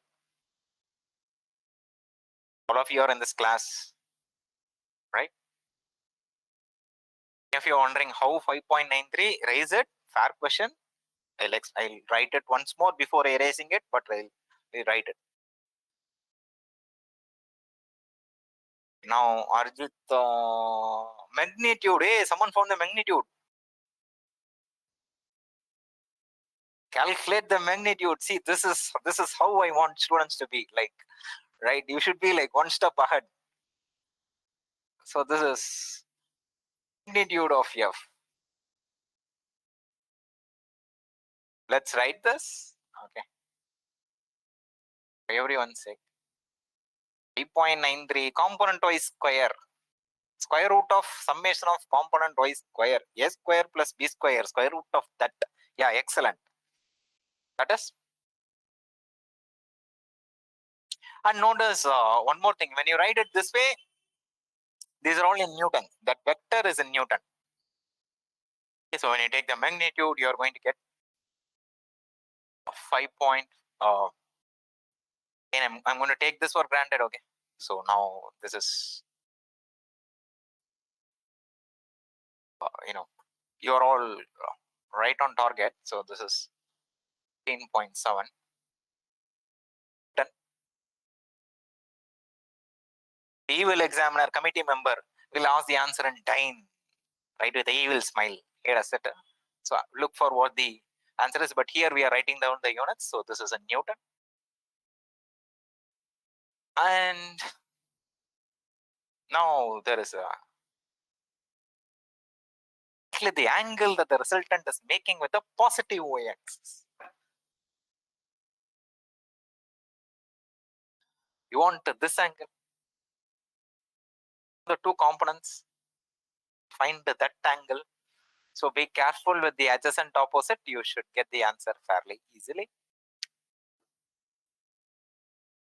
I'll give you 30 seconds for this. I want angle in, let's say, degrees, because the rest of the answers are in degrees. Okay, so someone has given an angle x 37 point. What is this? 37.8 to 52.8. Already found the components. Notice, in fact, what this term says is the brown. Let's zoom that in. Okay, most of you have the numbers. What this says is the resultant force is a summation of those two. This is in fact parallelogram law of addition. If you take the one vector, if you add the second vector, the two sides make a parallelogram. The resulting diagonal is a net force. That's parallelogram's law of addition. Notice that resultant force has two components. We have found the two components. Notice this x component happens to be 5.92. This number happens to be 5.92, and this number happens to be 14.57. Now they are asking you for this theta, and this is a right triangle.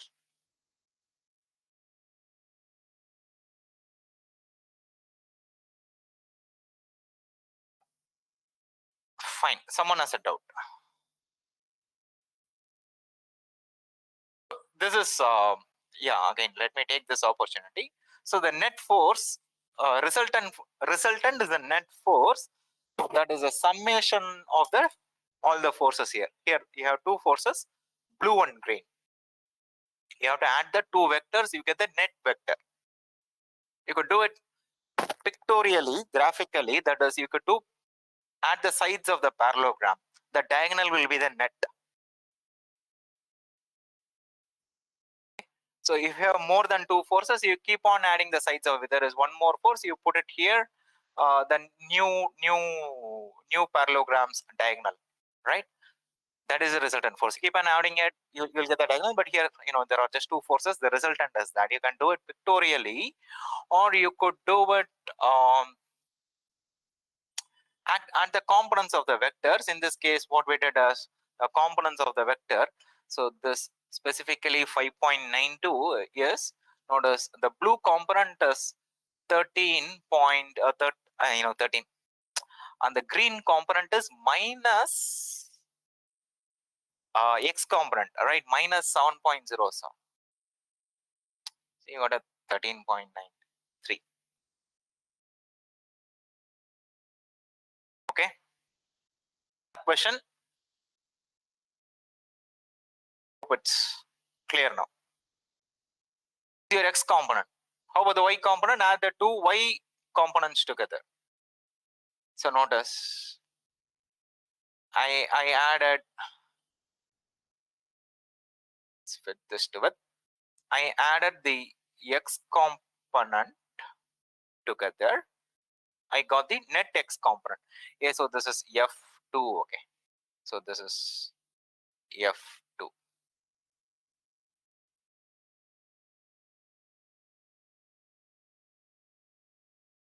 And then you add the two y components together along with the proper sign, you get the net y component.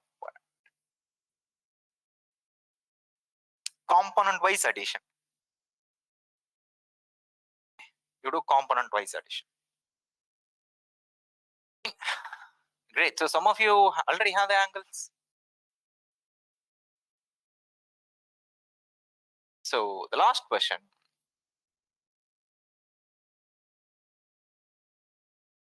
As inverse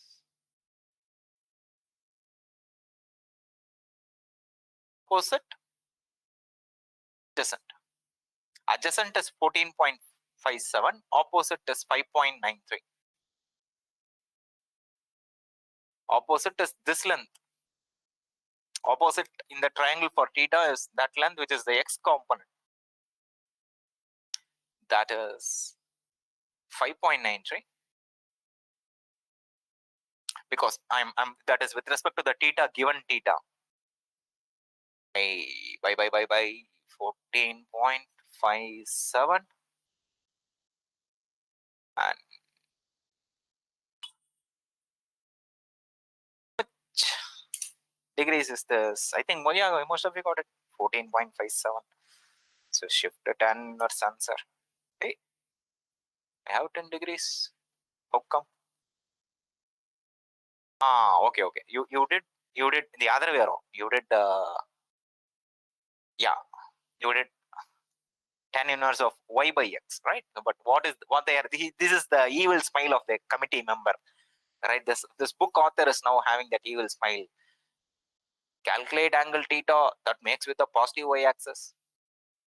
Because the default mode response, you will be thinking about positive x-axis angles measured from positive x-axis, like the way alpha is done. In this case, the committee member is not the committee member. Author is trying to help you. Be careful, right? He knows, he has read the minds of the GATE committee members who set the question paper, right? They will trick you like this. So we want angle with respect to the y-axis. For that theta, the opposite is 5.93, adjacent is 14.57, and that happens to be 22.2 degrees.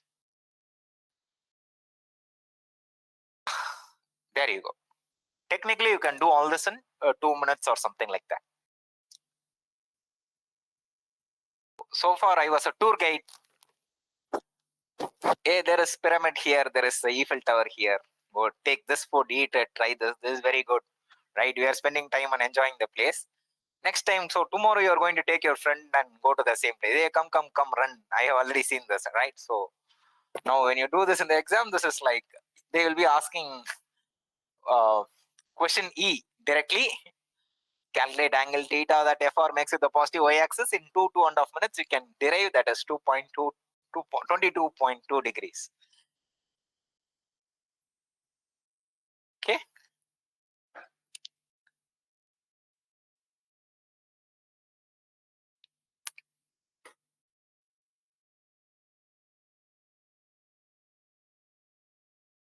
So we have touched the forces.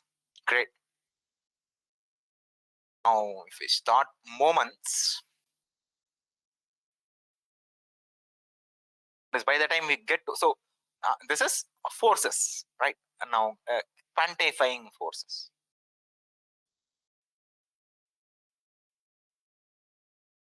So again, there are likely to be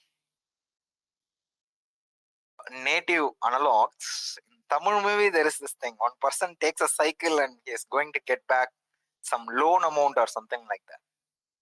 There is a cycle puncture.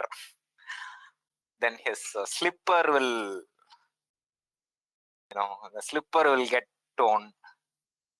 His feet will get hurt. But he will be like, okay, but my money is I'm going to get back my loan money. He would have loaned it to someone, okay? All this happens on the last moment. He goes near the person's house. He hears this sound, okay?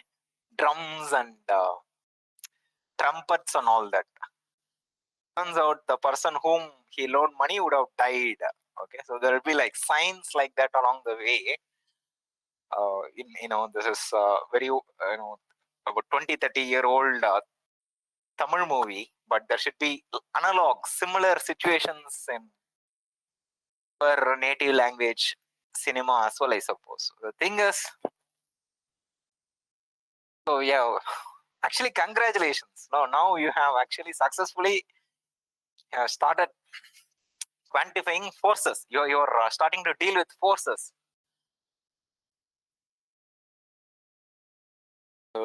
do this, and you could start using biomechanics to study how this stent is irritating the endothelium, the stresses there, right? All of that, right? So this is like the first step. Couple of steps down the line, you can start designing and quantifying stents. Okay, so forces reduced. Moments, we cannot do it in schedule time is 8:30. So, but let's say we have till 9, but no, let's schedule time is 8:30, right? So we'll start afresh.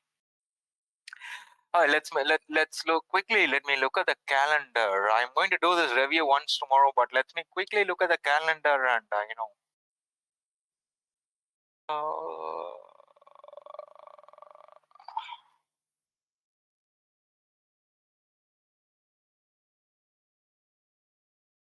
I need to introduce moments.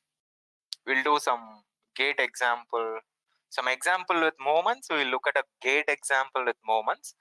Then I have to do equilibrium. Moment is half a class. Equilibrium is like one full class.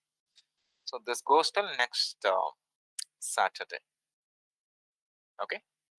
So equilibrium, analysis of joints and all that, this is one class.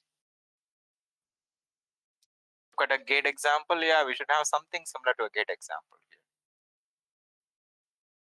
This is next Saturday. Let's go, quickly look at the calendar.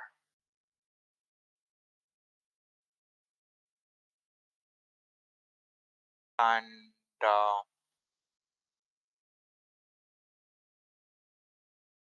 Saturday we do that.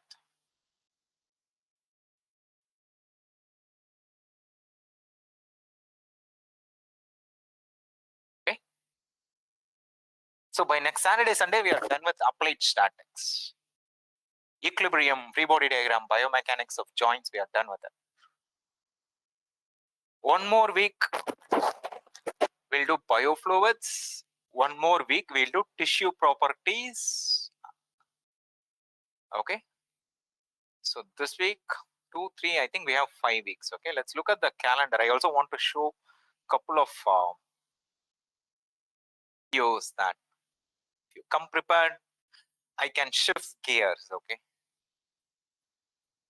So let me show you. Please look at these things so that we can shift gears. Hey, okay. So I found an yoga instructor. Okay. So his suggestion was this. I also partly agree with this for the time being. That is, hey, why don't you all learn how to do breathing exercises? Then do it whenever you want. Spend a month or so. I'll teach you how to do this exercises properly. And breathing exercises often doesn't need that much, someone looking after you and all that. Guided perhaps is required, but breathing as such is not required. But I'll teach you. Why don't you learn it, and then perhaps you could go continue. You could do on your own time. Why don't you try that? It was a reasonable suggestion. So at least starting this Monday, we'll have give a man fish, feed him for a day. Teach a man to fish, feed him for a lifetime, right? So we'll have that set up. Guided sessions, but still, I do feel guided sessions are important. So we'll make use of it, okay? But someone wants to teach us, okay? And actually, this instructor, so I came across many instructors. The last instructor we had, she was charging nominally per hour. Many other instructors I asked, they were like per hour, per head, which didn't sound right. Okay, but this person is like, hey, this is like a service, so I'll do it for free. Perhaps you can give a guru dakshina, but that also I will take care of it from my side. Okay, so I will be dealing with that guru dakshina. So suggestion, you could learn it, all of you learn it, then you can skip the guided sessions later on, other things, but at least learn it and decide if whether you want to do it. Okay, I got the things that I wanted, so let's share my screen. Okay, so this is moments, we are done. July, okay. April we do equilibrium, we are done with equilibrium. Then we do equilibrium, we are done. Then we'll do biofluids, 9 and 10. So we are ready to take a biomechanics diagnostic. And then 16, 17 we'll do tissue properties, stress, strain, deformable things. And then a few miscellaneous biomaterials thing we will do it on 23, 24. So by end of August, we can answer most numericals, predictable, easy answerable numericals from biomaterials, biomechanics. Meanwhile, notice I haven't scheduled diagnostics on 13 and 10, but I'll put a aptitude and at least I'll put a aptitude, and then perhaps August you could take a math. Okay, so I'll put one of the things here, so we'll do a revision. That's a calendar. If you go to the biomechanics playlist,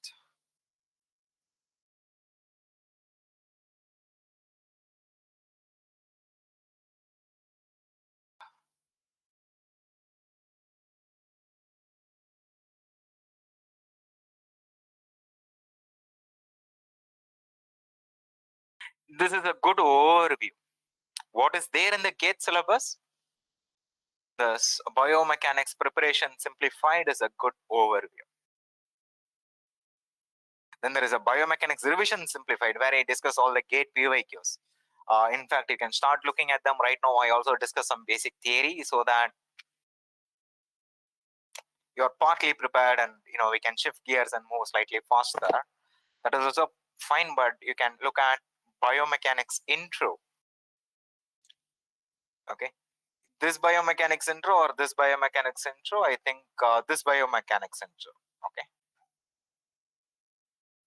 In abilities tested, this is I actually discussed something very different here. Biomechanics as a illustration. It's so suggested. We are getting into numericals, numerical answer types. I also want to be aware of that. What do they ask in GATE? There is a very clear categorization that is discussed here. Okay. So I should 5 weeks, right? You have 5 weeks to at least look at videos. Okay, this you have all the backups. Then there's biofluid mechanics overview crash course, right? In 20 minutes, like what can you do with this? What do you study, right? Gives you a big picture, introduces you what is this about, right? It's basically biofluid. So I also suggest a 20-minute video, relatively shorter. Needs to be older. No, I look young, but I have a old style board and all that. Yeah, so that is this is also suggested. Okay, rest of the things mostly we'll do this in class. Most rest of the things we'll do this in class. Hey, what is this PYQ biomech discussion? I suppose the same video. Okay, yeah, same video.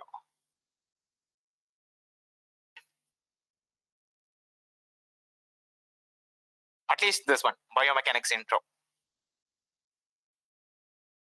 or next class, or at least before next weekend. Okay, then yeah, that's it. Let's stop here.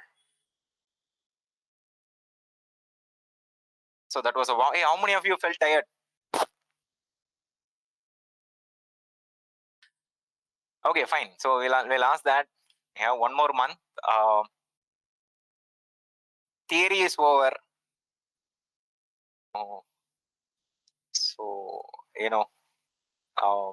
no. there is less work for the mouth and more work for the pen, right? So yeah, we'll do it one step at a time. Okay, so let's stop here.